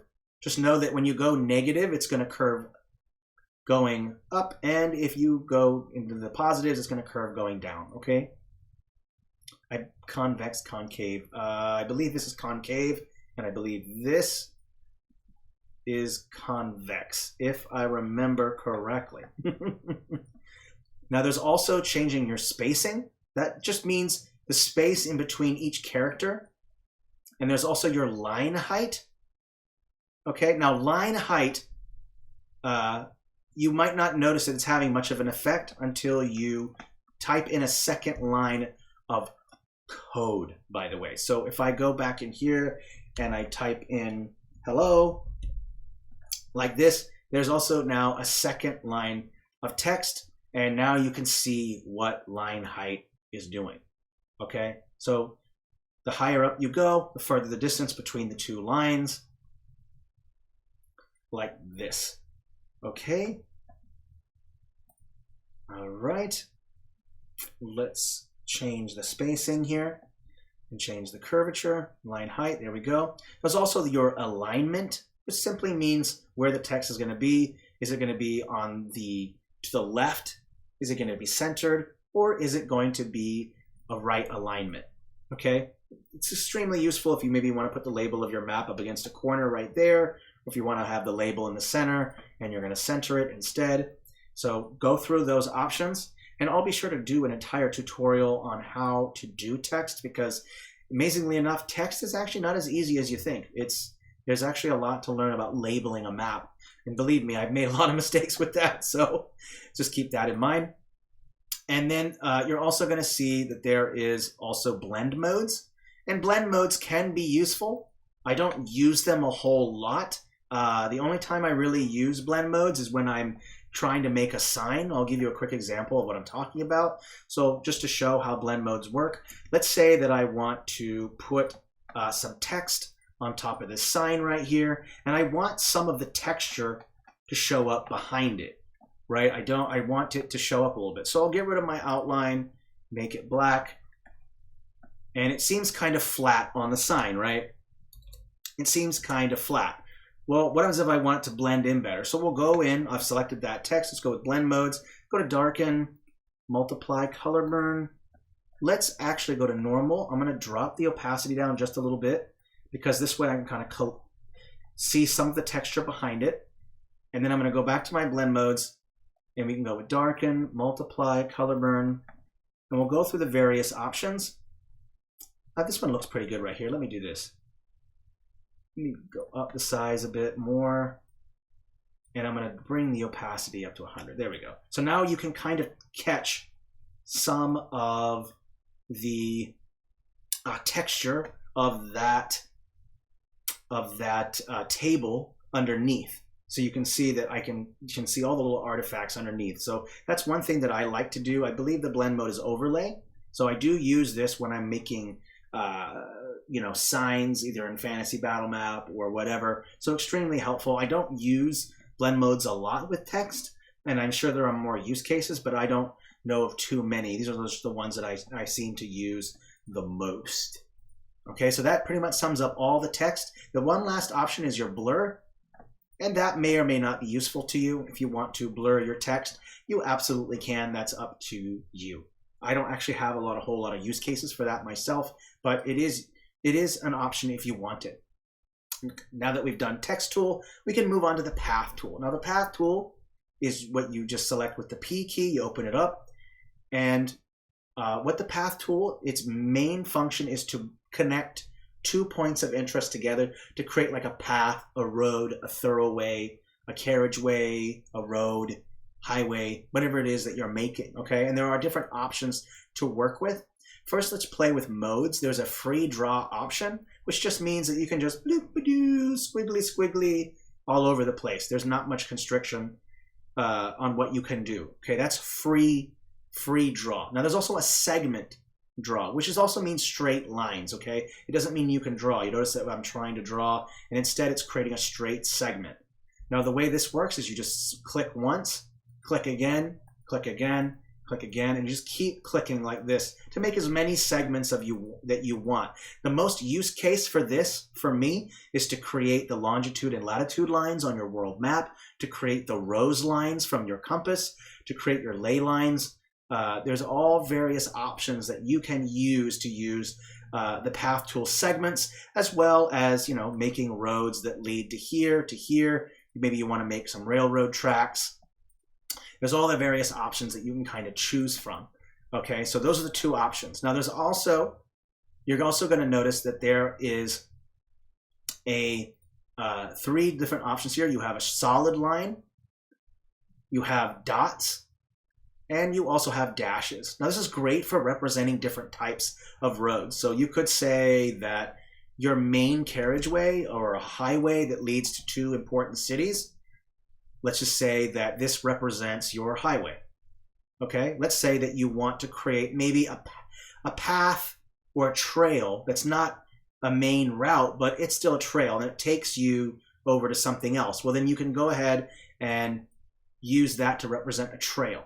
Let's say that you want to represent a border. You're working on a political map and you want to show a border. You can use the dashes or whatever option you want. You can use dashes to create a border, or if you want to use it to represent a road or whatever you want, that's up to you. But the main use cases for the path tool that most people will use them for is going to be making paths and roads and stuff like that, and shake it up, make it different, make it different. Different paths will have different utility cases. Roads, paths, thoroughways, highways, secret paths, underground. Maybe you want to represent an underground channel or something, and so you want to change that color to red to show that it's an underground passage. Okay, so you can go with those options. All right, so those are the different styles. Now, one thing I want to mention about the path tool that's going to make it easier for you to work with is, instead of making the changes right here, I always recommend throwing down one path first, and this way it's live, because yes, it does show you a preview right here, but the preview on the screen is actually a little bit more helpful to me because I can see it interacting with the environment, with the map. So I can change the width, and the width just means how big those circular segments, how thick the line will be, how thick these segments will be. So that's basically thickness when we say width. Okay, there's obviously the opacity. So if you want to have lower or higher opacity, you absolutely can. You can also change the layer if you want the paths to be underneath everything, so that way your paths aren't going over a mountain or your path is covering a POI. Putting your paths at -5 means that everything else will be on top of it. Your mountains, your POIs, your forests, everything. That's usually what I recommend. You can change also the color. So if I want it to be white, I want it to be pink. I'm maybe doing a political border, so I want it to be, let's say, blue. So it's a political border, and then I want to add a shadow to it, a blue shadow, so that it kind of represents that there's that. And you can also change the blur if you want. That's up to you. And there's the blend mode, and I very rarely actually change the blend mode for making my paths and roads. There are other use cases for paths that are a little bit more advanced. I'm not going to showcase them here because they're not really meant for, that's not really the general use case for them, but I can go into tutorial to kind of show you all the fun little tricks that you can use with the path tool. Now in the advanced options, I'll put down a path real quick. You can also change the gap length. That means just the gap in between these. I don't think that option's available for your line style, but there are line cap. And that just means that either it'll be circular or square. I don't really see much changes, so I don't really think that really matters that much. But for these two with your dashes and dots, you can change that gap length, and you can change it to whether you want it to be a square or a circle. That's up to you. You want to have them really close together like this, or you want them really far apart. That's up to you. Definitely play with them. There's a lot of different ways that you can use to make different types of paths. It's not limited, so lots of options there. We're slowly getting there. We're getting there. we're going to go with the note tool. And the note tool is pretty self-explanatory. There's not a whole lot to work with, but the note tool, what I use it for is I look for a POI on the map and I place it down. Now, the minute you place down a note, you'll notice that the options are there. You're going to give a note title. Let's go with poo. Just going to go with this continuity here. Just type in, yay, poo. Okay. All right, so type in whatever information that you want, and then that will show up. Okay, now whenever you select a different tool, you'll notice that the note disappears. Okay, notes are only visible when you have the note tool selected. Okay, now you want to select a note. There are a couple options. You can just select it right on the map, or you can select it up here. You can edit it. There's the editing again. You can also select it and then press the delete key to delete it. So if you're like, how do I get rid of my stupid notes? How do I get rid of them? Just select one, whether it's right here and the delete key, select them on the map and delete. Now, just so you know, I think we're going to be doing more to the note tool. So this is just kind of a basic note tool. We'll be adding so much more. We intend to expand the note tool to be so much more useful. So just, hold on to your panties because we are going to do it. Trust me.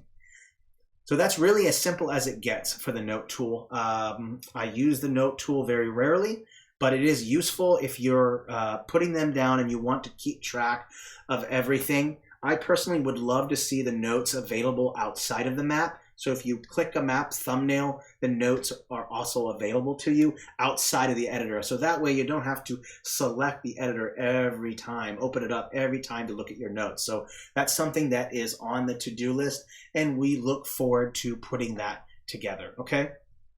Let's switch over to the grid tool.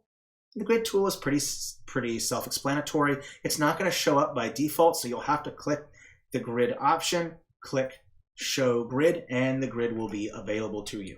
Okay, so you'll see the grid is popped up. All right, now there are quite a few options that you can go with here. First, there's going to be grid shapes. There's your isometric, your square, your hexagon shape, and your vertical hexagons. So those are the shapes that you're going with. Now, each style has a default grid with it. So I believe for your fantasy parchment, world, and regional styles, your grid is going to be isometric. For your fantasy battle map world, or your fantasy battle maps, that includes the watercolor styles, it's going to be set to a square grid instead of isometric. So just know that when you type those, when you go to use the grid tool, okay? Now, there are options. You can change the columns. Now, the higher up you go, obviously means more columns, which means they're going to be a lot smaller, okay? If I go down, less columns means less boxes, okay?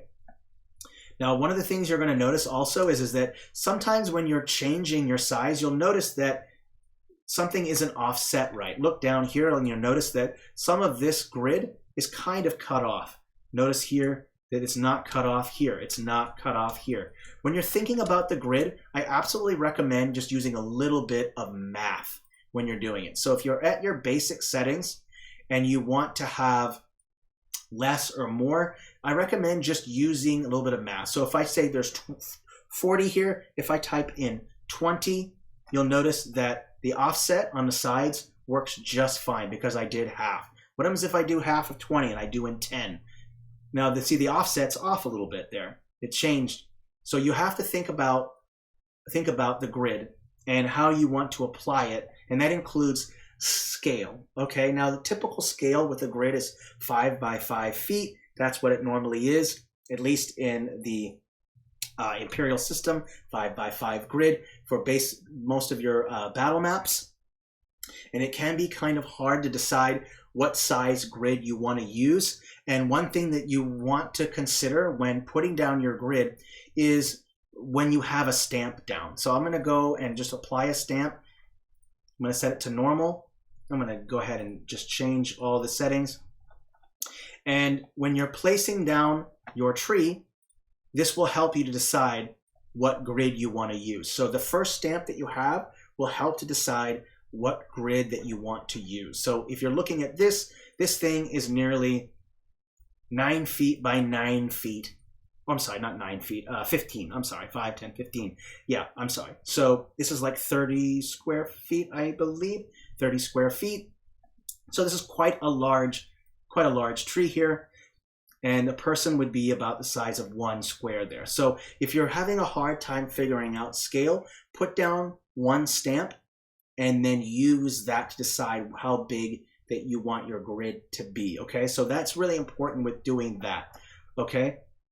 One thing I also want to mention with your grid is that, let's say that you don't want your tree to have a grid over it. You don't want the grid to show on the tree. You want the lines to show beneath the tree. You can absolutely do that by just changing the layer. So now you'll notice the tree is on top of the grid. Extremely useful if you want to not have the grid kind of obscure your stamps, because it looks really beautiful when you just see the grid, because you're not going to be walking on top of the tree. Do you need the grid on top of the tree? No, you probably don't. So it's okay if you want to put the grid below the stamps. It just looks nicer that way. Okay, let's keep going. There's these, also the rows, of course, as mentioned. And I do believe that we'll have to go over it more in depth about how aspect ratio works and scale, because each monitor is different when it comes to aspect ratio. So it might be different for your monitor than my monitor. So we'll go into depth in another stream about aspect ratios, because I know that there is some confusion about what grid should I use for printing and whatnot. I can tell you right now that if you're using a VTT, don't even use our grid. Don't even use the grid, or at least don't have it in the final rendering when you export. Instead, use it to set scale, and then you can apply the grid on the gridless map on the VTT, okay? Because it's really difficult to try to line up the grid on the original map and the grid from a VTT. So I totally recommend that instead you don't use the grid if you're going to use a VTT. If you're printing, not a problem, okay? Yeah, I mean, if it works for you, Seraphim, it works just fine. It depends on the VTT that you're using. Some people have mentioned in the past that they can't get the grid to line up. I don't know what VTT they're using, so go try another one if that doesn't work. Okay, so we're going to continue with the grid tool.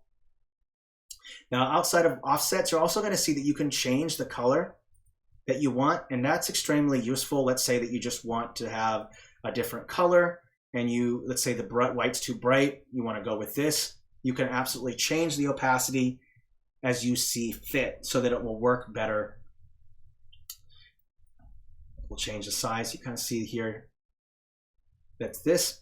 Now there's also going to be a width, and the width just means how thick the lines are.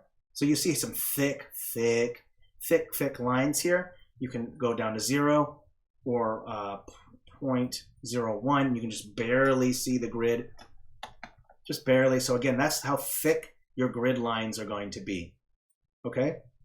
I'm sorry, that's opacity. This is grid width here, okay? And of course, there's that layer as well. I'm going to put a layer below. And the last option in here is called a resize map from a new region. Now, all that means is that you can create a new map from a region. Let's say this is a world map, and I just want to get this section right here to create a regional map from my world map. Okay, now you'll notice in the right panel, you'll see the selected region options.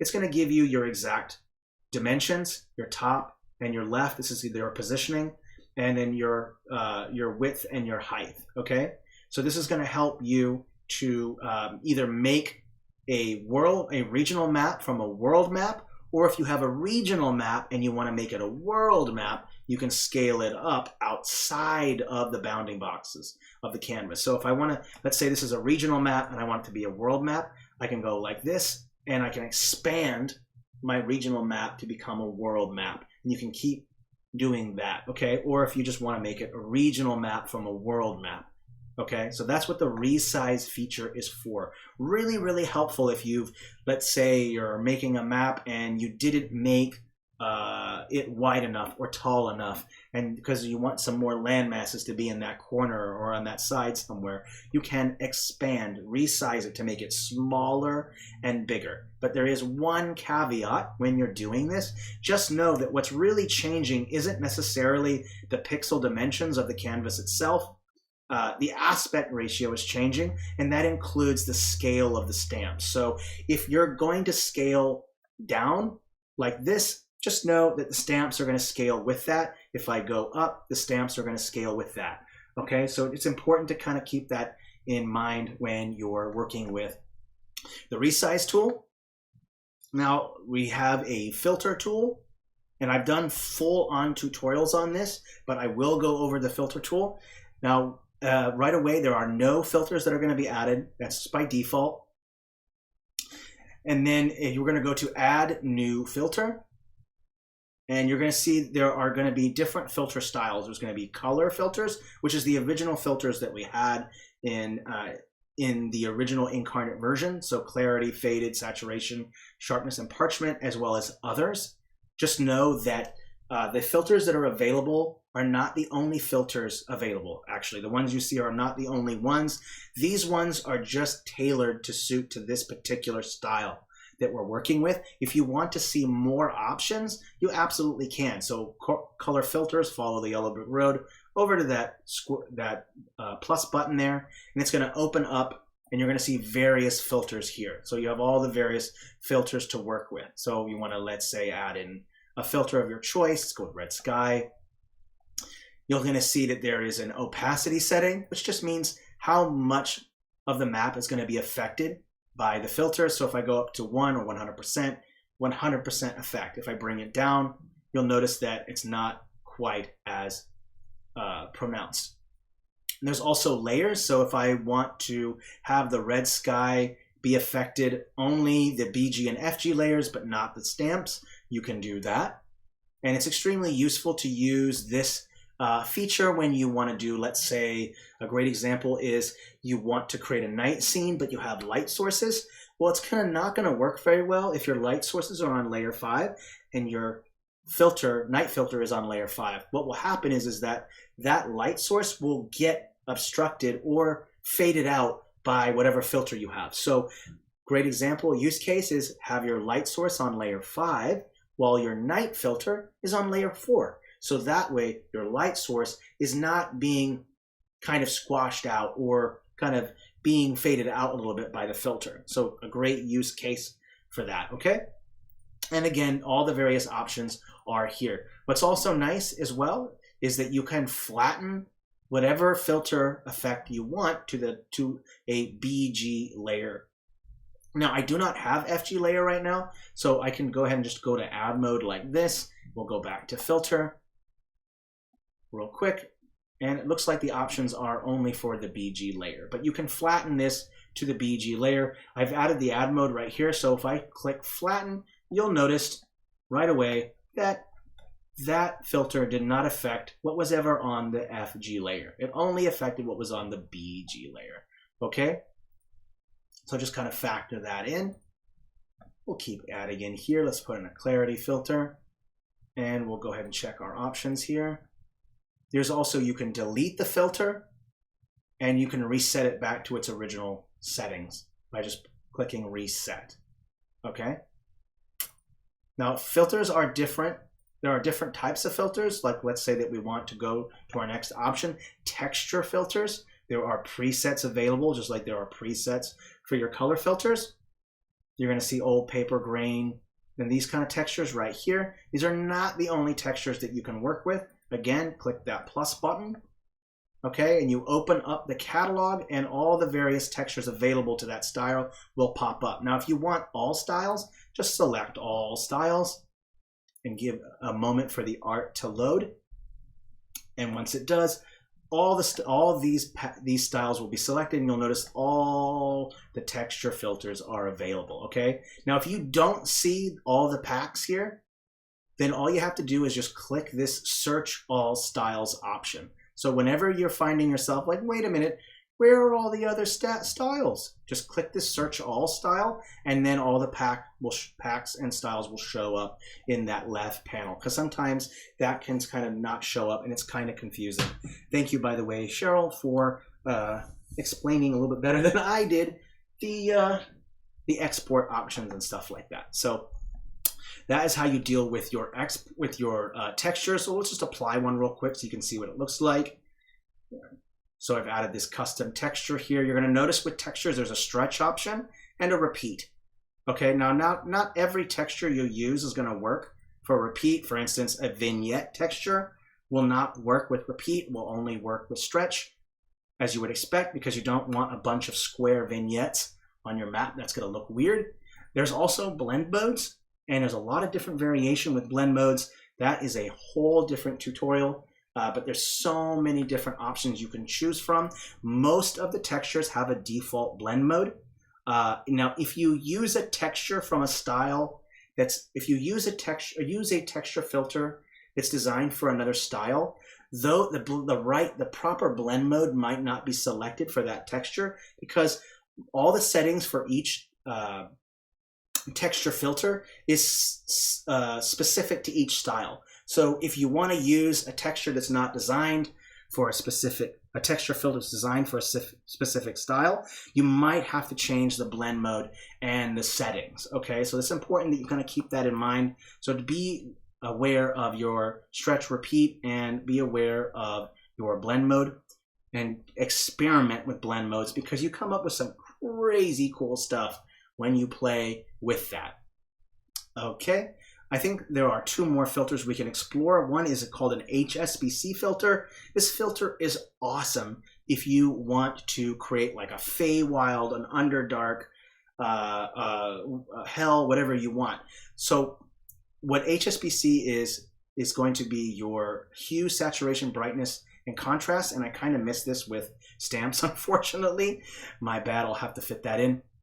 But right away, you'll notice that there is an opacity slider. It's set to 60. If you want the full effect, make sure you set it to 1. And hue is going to be basically your color. So if I change the slider, you're going to notice that everything on the map changes color. Okay? So I can change the hue to what I see fit. And that's going to be the same thing with a stamp. If you have a stamp and you change the hue, it's just going to change the color of the stamp.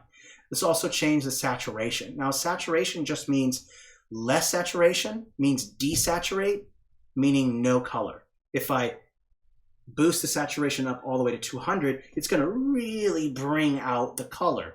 It's really going to saturate it. It means saturating it with color, okay? Now, if I want to use a brightness, change the brightness, I can change the brightness of the whole map. Let's say that your map is a little dark and a little bit too dark for you, so you can change that brightness. Let's say it's too bright, you can bring the brightness down to make it darker, okay? Contrast, meaning it's going to remove your line work and your texturing. So if I drop the contrast down, less contrast, less definition is going to be occurring within the stamp and textures. So the further I go down, once I go to 0, it's going to make everything just gray. Completely gray, because I've removed any contrast whatsoever. Okay, if I bring the contrast up to its full amount, it's going to really bring out all the line work, all the textures to make those pop out. So that's how contrast works. And there's one more filter I want to show, and that is your miscellaneous filters. There's a tilt shift and a blur. Tilt shift is very simple. A tilt shift is basically just going to create a blur that's going to be in either linear or radial. Okay, so a linear means that there's going to be a section where where all the stuff on your map is going to be where everything on your map is going to be blurred in a certain section. So in the center here, you'll notice that the stamps and the textures are crisp and clear. You can see just fine. But when I change the offsets with the center points, you'll notice that the blur changes. So if I go like this, it will change the Y axis to where the blur is, and including the X axis, but that doesn't, you can't really use that very well at this angle. So if I rotate the angle like this, now you can kind of see the X and Y, you see the Y at the X axis a little better. Hello, Nemrod, welcome. Now there is another option, there's also a radial, and that just means that in the center will be, the center part will be crisp and clear, while the outer part will be blurred. And you can change the blur size, by the way, like this. So if I want less blur around the edges, I can do that. If I want more blur, bringing it all the way in, I can get more blur. These, with use cases, I don't recommend using tilt shift or blur on battle maps because it's odd if a section of your map is blurred and your player's token on it is not blurred, so that will look really weird. So I don't recommend using the blur filters with battle maps. Instead, I recommend using them for scenes and stuff like that. I mean, they don't really work that well. It doesn't really work that well, again, with battle maps. So I don't recommend using those for that. And there's also one other, I believe there's one other filter that's just straight blur. And that means everything is blurred. Now, the beautiful thing about this is if you only want certain things to be blurred, you can. So let's say that you're making like a scene where you have some airships let's say that you have some airships and you want the background below the airship to be blurred because it's at a further away distance, and you want just your airship to be crisp and everything else below that to be blurred. You can do that. So changing the layer is really helpful. You'll notice if I bring the layer up that, boom, this stamp right here starts to get blurred when I bring that up. Give me a second here to bring it up. So this will get blurred. Oh, it is not working. Hold on one second. It might just be because I've done so many changes and things. Oh, blur size is down, that's why. Bring it up. And you'll notice that when I change the layer, the blur change. You see right here that this filter right here is a layer above, so it's not blurring that. So absolutely useful. Let's say that you want to have your water be blurred because it's moving. You can do that. Just put down a bunch of clipping masks to be your land, and then take your blur filter and take it all the way to layer 5, so it only shows up on the FG and BG layer and not on your clipping masks. And that way your water will look like it's moving because it's blurred from the blur filter, while your land and stamps on top of the blur filter will not be blurred. So extremely useful when you go about doing that. This last one is your pan and zoom. And again, I never use this. I only use my shortcut keys. So hold down space bar to pan, scroll with your mouse scroll wheel. Okay. Well, we're almost there. We're almost to the end. Took about 2 hours, but we got there. Hey, Nemrod. Hey, Seraphim. Oh, yeah, great conversation here. Awesome. I'm actually going to go, I kind of screwed up and didn't show the HSBC for stamp. So I'm going to quickly cover that just real quick, just to go over that.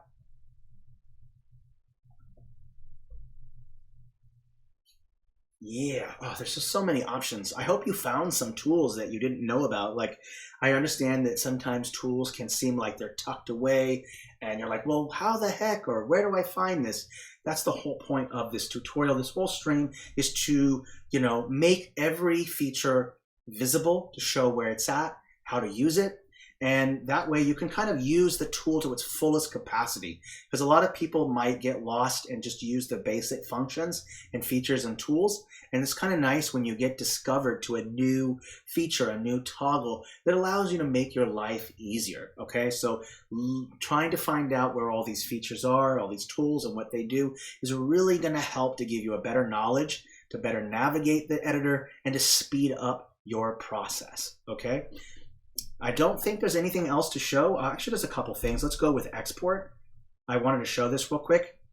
It's super important that you understand how exporting works. So whatever editing resolution your map is in, that is going to be the default resolution when you click save an image. You notice that I have it set into 3K editing.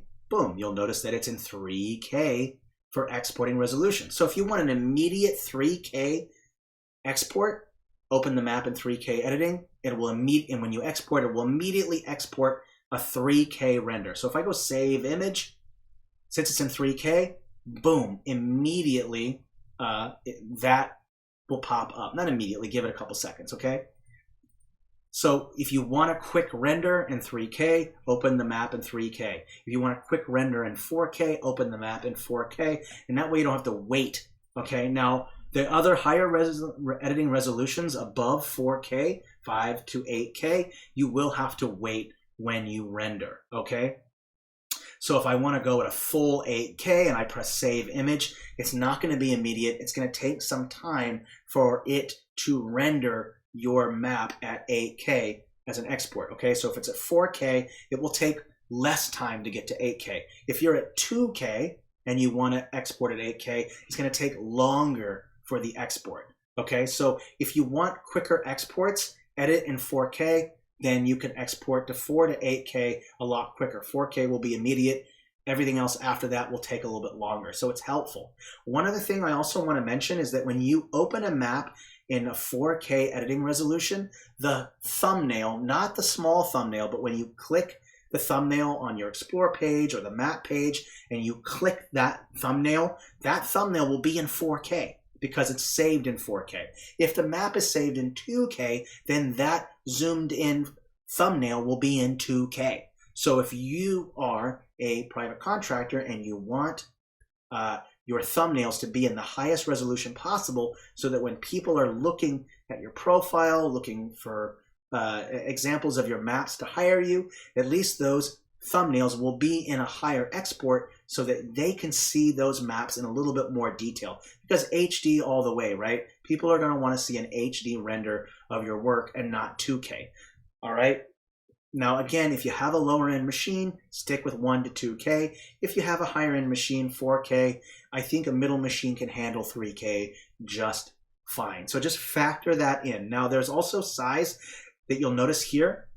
If you're not sure what the size and pixels will be, you're going to see right here that the editing resolution pixels will be right here. So that way you'll always know what size it is on your export, okay?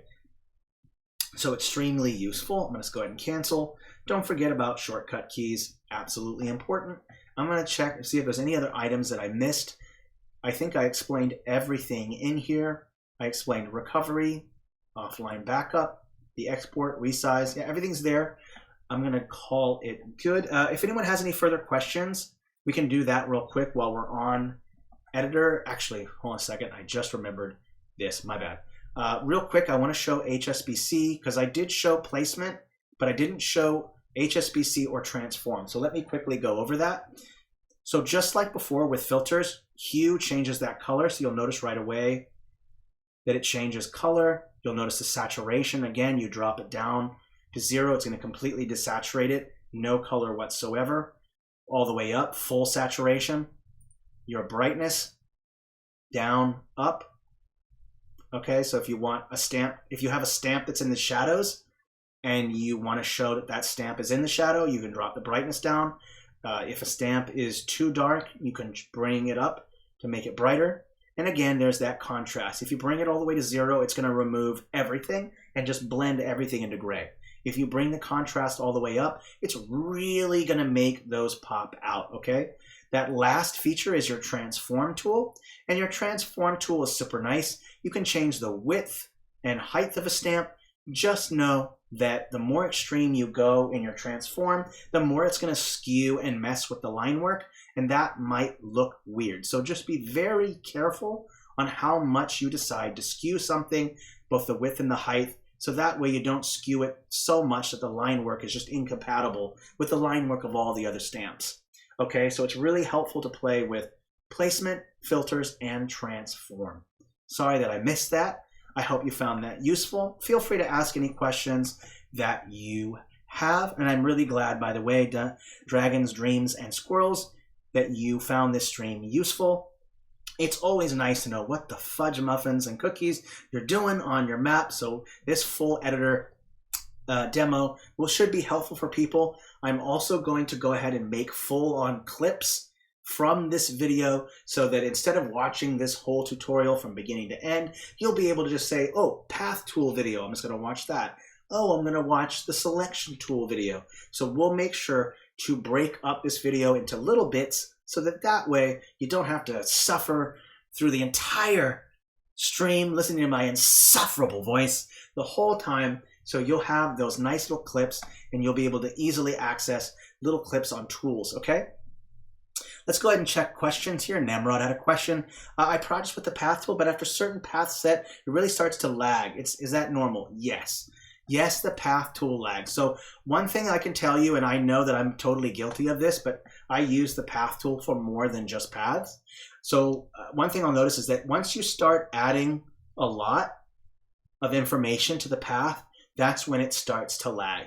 Okay, so technically the path tool is not really designed to be used for anything else like drawing. You can use it for that if you want, but it is normal for paths to do that. Unfortunately, it's just the way that it kind of goes.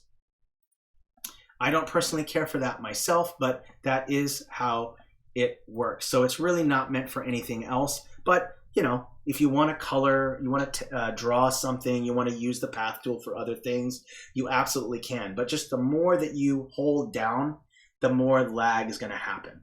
Now, that's just unfortunately the way it is, because it's not really designed to have super long paths like that. Kind of a pain, but it's something that you might want to consider going to our Discord server. Join our Discord server. Do it immediately. Don't ask questions. How dare you? Just do it. Do it now. Do it. No. Don't give me that face. Just do it. Just do it. Go join our Discord server. We have incredible people there, and there is a feature request channel. And that feature request channel is the place you're going to want to go, and you can request changes to tools like the path tool, because there's so much more that we could do with the path tool, and I look forward to future changes for that. Let's see, is there any other questions here? Yeah, it's been a great stream, Commander Bond, Supreme Leader. Let's check some other things out here. I'm going to see, is there any other questions that people have about the editor? Anything, other questions you have about the tool? Please ask them right now. It's a great time to ask, and we can kind of figure out what else we want to kind of go over. Crazy, there's so much fun stuff. All right, now don't be shy. Don't be shy. I'll answer your question. Doesn't matter how silly it may seem. Ask away. That's what we're here for. I also wanted to mention something really fun that we're going to be doing here pretty soon. But oh, wait a minute. Did I see a question in there? No, Mati, thank you. Okay. What's your favorite filter? Oh, oof. You know, I would say that my favorite filter is easily probably going to be Clarity, Cold, Warm, and Old Paper. And the reason why I like Clarity is because just from what we can tell, whenever your map is bright and it pops out, it's colorful, those kind of maps seem to get more clicks, more views, both on Reddit and on our Explore page, and even on your profile page. So Clarity is a great way to make the colors and the contrast pop out more, so that way your map will be more enticing for viewers to look at. Always helpful. The reason why I like to use Cold Warm is because Cold Warm will fuse, will kind of make all the colors kind of mesh together better, so that way there's not too much contradicting color information on the map. So that will kind of bring it together. The other reason why I use Old Paper is because Old Paper texture is perfect for kind of creating the illusion of more artifacts on your map, and that way you have less texturing to do. Because I can tell you that texturing is time consuming. Why do all that texturing when you can have the filters do the work for you? Okay? Yeah, map galleries, friendly. So I absolutely recommend using that Clarity filter to kind of really make your maps pop out more. Are there other questions people have? Don't be shy, ask away. You know I'm going to help you out. That's what we're here for. Old Paper is really awesome. Oh yeah, Old Paper is awesome. Can you have access to filters from another map style? Absolutely. I mentioned this earlier, but whenever you're working with a filter and you don't see the other filter styles in that right panel, let me just show you real quick. We'll open it up, go into filters, open up that catalog, and you don't see all of these options in the left panel, go to Search All Styles. That's that toggle right here. Search All Styles. And what that will do is it will cause all the styles and packs to pop up. Now, I do believe there are some minor exceptions. There might be maybe 1 or 2 filters that are not available to every style. That could either be a bug or be intentional. And I will talk with the artist and see if maybe that's an intentional thing or not. I'm not entirely sure. Oh no, ask as many questions as you want, by the way. Ask as many questions as you want. Feel free. That's what we're here for. Yeah, I mean, it could be any question. It doesn't have to be editor related. If you have a question about something, feel free to ask. It's a good time to do it since we're already here asking questions and stuff. Yeah, again, pretty much doom and gloom and corrupted essence. Yeah, absolutely. I'll figure out, excuse me, what's up with that and try to fix that. So great one. I'm writing that down right now on my board so that I can go check that out after work. I'm sorry, after lunch. Okay. Yeah, we'll make sure to fix that. So great pointing that out. Keep going. Keep bringing the questions. Keep going. If any don't pop up, we'll do some quick announcements. I want to mention that what videos or streams we have left here while people think up questions. Tomorrow we're going to have how to paint your parchment maps. For those of you who don't know, the parchment style has clipping masks on most of its stamps, which means you can paint them, okay? And what's really awesome about parchment maps is that you can paint them to any color you want. So we will be doing that tomorrow, 10 a.m. PST, absolutely 10 a.m. Super excited about that because I personally love painting my maps. They are time consuming, as you would expect. Just like making a regular painting, it's time consuming, but believe me, the results pay off. And I can show you some tips and tricks on how to paint quicker. So instead of it taking 2 hours to paint your map, I can teach you how to do it in an hour. Okay, so we'll go over that. Let's go ahead and check out some questions here. A mist, I've seen them create a mist effect over stamps. I'm wondering if there was a way how to do that. There are several ways. First time chatter, by the way, Phoenix Kurai. Thank you very much for joining us. Glad that you're here. I'll answer that question. Yes, Nimrod mentioned clouds. You can absolutely copy and paste a bunch of clouds, but there's also filters, like Cheryl said, filters that's called mist and cloud. If you don't see those filters, again, click the toggle button that says show all styles, and that way it will show up. And remember, it's under texture filters. So when you click texture with the plus button, you're going to go and click that F key to open up the catalog, and then in the catalog you'll find all the various styles. Like King Clown said, it's under Fantasy Battle Map. Yeah, absolutely. Yeah, creating fog is extremely useful, especially if you want to use it to create like a fog of war around your stuff. It's all that kind of stuff. So it's super useful. Keep asking questions, by the way. I want to answer as many questions as possible. While you're trumping up some questions, let me see if I didn't miss any. Nope, I didn't miss any questions. Keep coming up with more. I'll mention, again, we have that parchment stream tomorrow, the 21st, 10 a.m. PST. And then next week, Monday the 25th, exact same time, we're going to be showing you how to make blacksmith shops. And that's going to be with the watercolor cities or watercolor battle map style. And then the 27th, which is a Wednesday, same time, 10 a.m. PST, we're going to be showing you how to do coastlines, and that will probably include how to make land masses since it's tied into that. So think of that stream as how to make land masses, how to make really nice coastlines, how to make horns, how to make bays, how to make inlets, inner seas, channels, straits, all those kind of things, how to make cliff shoreline, how to make sandy shoreline, beachheads, stone sandbars, rock bars. We'll be covering all of that stuff in that stream. Awesome. Yeah, you can also turn it black, which is awesome, or just use your vignette as well. So lots of great stuff. I also want to talk about maybe considering adding a channel on our Discord server that allows you to do suggestions for future streams, because we want you to be involved. We shouldn't have to come up with all the content. It's up to you, actually, because we're making this content for you. So we'll hopefully set up a channel on our Discord server where you can leave suggestions. People can thumbs up and like it, and then maybe the stream ideas with the most likes we can move forward with. So that way people can be a little bit more involved in the streaming process and the streaming content, because we want you to be involved. We don't want you to be on the sidelines. So we might be setting that up. I'll probably be talking with Cheryl about that, and we'll get that started. So I'm excited about that. I also want to mention that we're going to be making changes to the map makeover channel. It's not just for us as team members to make over maps. If you don't know what a map makeover is, it just means that you send us, or you put the link to a public map that you've made. You're going to put it in the map makeover channel. And with the link, you're going to follow the rules, and then either ourselves, someone on the team, or other people can do the map makeover. We don't want to be the only ones doing map makeovers. Maybe other people want to be involved in that process. So we'll make some changes to that channel to where everyone can participate in the map makeover, and as well as the teammates, because we also want us team members to do the map makeovers.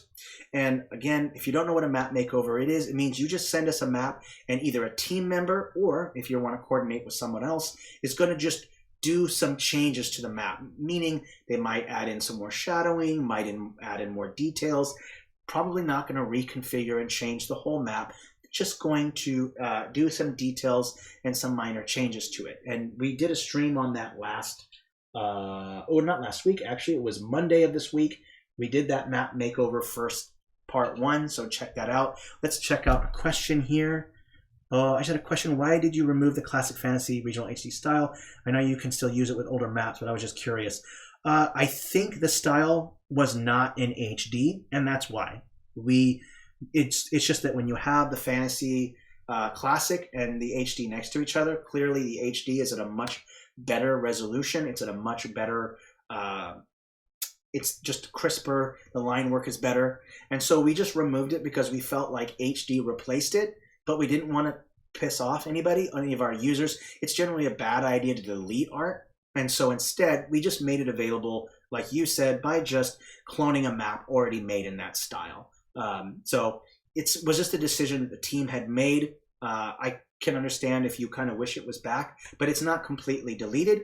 It is completely still available. You just need to find a map made with the style, clone it, and all that art will still be available to you. But that's the only way that style will be available to you.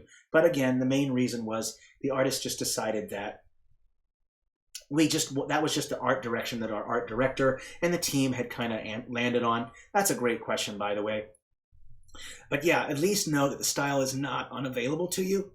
You can still totally use it. It's just not available when you press new style. It's not listed there. Again, you'll just have to clone it. Next story construction stream like Village, Town, City, Capital series, when?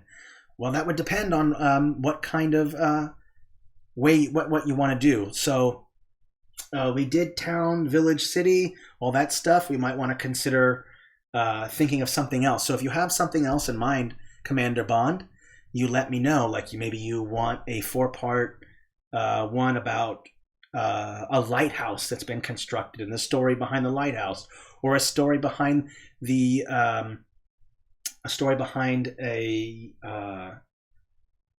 windmill or a world. Yeah, so we can go with that. If you like that story building or world building aspect, then we can totally add that in. I'll make sure other people also want that as well, because we're always eyeballing what people want. I'm always asking questions. I want to know what kind of content people want to see. So don't be afraid to just right away, just if you have ideas for what you want, just ask, and we'll do that, because I do like the idea. I really did like the Village, Town, City, Capital series. I thought that was really enjoyable, and it was fun, and I enjoyed coming up with the backstory for characters and all that stuff. So if that's what something that people want, we'll absolutely go with that. I think it's great. So I had a lot of fun doing those streams, and I don't mind doing them again. Is there any other questions that people have? Let me know. go ahead and ask them. Next month, we're obviously going to be continuing the points of interest for the world map. We're going to be continuing the map makeover for Veneria for Amelia's style. For Amelia's map, we're also going to be continuing our city block stream. So we'll be continuing that. Okay, you could do it for very variety of styles. Absolutely, Your Majesty. I absolutely agree. Yeah, feel free to ask any questions you have. We'll keep going. I haven't figured out how to do these poll things, so we'll have to look into that later. But for now, just ask whatever questions that you have. We've been going on for about 2 hours and 20 minutes. Don't be shy. You're not keeping me from my lunch or anything. Just ask whatever questions you have. I'd rather get them out of the way now, because I know that some people can be shy or you can't think of a question. But ask away, because other people might have the same question. They might want to hear that. So ask away. If you don't have a question for the next couple minutes, then we'll call it good. Personally, I hope it was helpful. I did not understand the purpose of the makeover. Is it to start the map entirely over again, or just to improve it from the base? The concept is to spruce it up, basically, or to see how someone does it differently. So not just a team member can do it. If you want to do a map makeover, feel free to just what we'll do is we'll set it up to where a person will set the map. They'll have the link, and then you'll start a thread. Let's say that you want to do someone else's map. You want to do a makeover. A makeover doesn't mean doing the whole map over again. A map makeover is simply just improving upon it, adding more shadows to the mountainside, adding more details, adding more texturing, more blending between the two biomes. Those are the kind of things we mean by map makeover. Okay, not a complete making the map all over again, just sprucing it up. And we're not going to limit it to just our team members like Cheryl, Philip, and I. Instead, what it will be is just you show the map that you want to be updated, and then someone who will want to do it, or you want someone to do it, you can set up a thread from that, and then in that thread you can discuss the details with the person who's going to do the map makeover. But we'll also be doing them on stream as well, because it's a popular form of content and people are always asking like how to improve their map, and the map makeovers are perfect streams, because then people can go over it and say, oh, I didn't blend in my mountains with my base texture. Oh, my forests, trees are all equidistant from each other. So, hey, yeah. So these map makeovers are really helpful for people who aren't trying to make a whole new map. They just want to spruce up their older maps, and those streams are going to be helpful with that. Yeah, so the map makeover is for everyone, by the way. It's not just for team members. We want to be inclusive. If other people want to do other people's map makeovers, they absolutely can. It's not just limited to a team, but you better believe we're going to do it, because we absolutely love doing map makeovers. Cheryl does for sure. I know I do. So yeah, that is basically what a map makeover is. Again, not redoing the whole map, just adding in things here and there. Hey, first time chatter, Leftwit, thank you. I don't know if I pronounced that right, but hey, welcome. How can I make rivers? I'm not able to make them looking convincing. Well, that's a great question. Are you using the subtract mode of the mask tool to make your river? Let me know. If you're using the subtract mode of the mask tool, then that would depend on your stroke settings. I'm going to see if I pronounce it right. Lefute? I'm not sure how to pronounce it, but yes, if you're using the mask tool, that would depend on your stroke settings. If your stroke lines are really thick, then it's just going to look like a kind of a lumpy line when you're doing your river, so that might not work out well. You might want to go with a path tool instead. And the way to make them look right is something called meandering. Now, I've explained this in previous videos, but I'll be more than glad to explain it here. Okay? So rivers they don't go straight. They actually do what's called meandering. So let me show you what meandering looks like. Meandering looks like this. Let me grab a path so that way it's visible. So a river's headwaters, that means where it starts in the mountains. So you'll probably want to start your river flowing away from a mountain and going towards the ocean. It flows down or south, whichever one. It's going to flow towards the ocean. Once it reaches the ocean, that's called the mouth of the river, okay? Now, the way that rivers travel is they meander. So let me show you what a meander looks like, and I can explain why they do this. So a river does this, long S-shaped curves. Now, the reason why they do this is because of erosion. As the river flows, let's just make a flow, just so you know which way the river is flowing. This is the way the river is flowing, this way, okay? Now, as the river flows, it's slowly eroding the edges, right? These edges are eroding. These edges right here are eroding. And as they erode, they further create more of a U shape, okay? So the older the river is, the larger the meanders or bends are, okay? A newer river is going to have less meandering. An older river is going to have very large S curves to represent that those bends have slowly eroded away, expanding, becoming larger. So that is basically how you go about doing that. If you have any questions about it, I know that rivers can be kind of confusing, but that's the best tip that I can give you, is start in the mountains and then meander from there. And then there's also other things that you can add. There are things called tributaries, and a tributary is just a branch that goes off of the river that doesn't actually connect into anything else. Some tributaries might connect into a river, into a lake. It just depends. There's a lot going on with geography and the physics with rivers, so there's not really a catch-all. You know, things change. Sometimes a river might split. Sometimes a river might have multiple tributaries. Sometimes a river might turn into a oxbow lake. A river might turn into a river delta. So things change. Now, one thing I also want to mention is that the further down the river you go, the wider that it gets, okay? And you would expect it to get wider because it's eroded.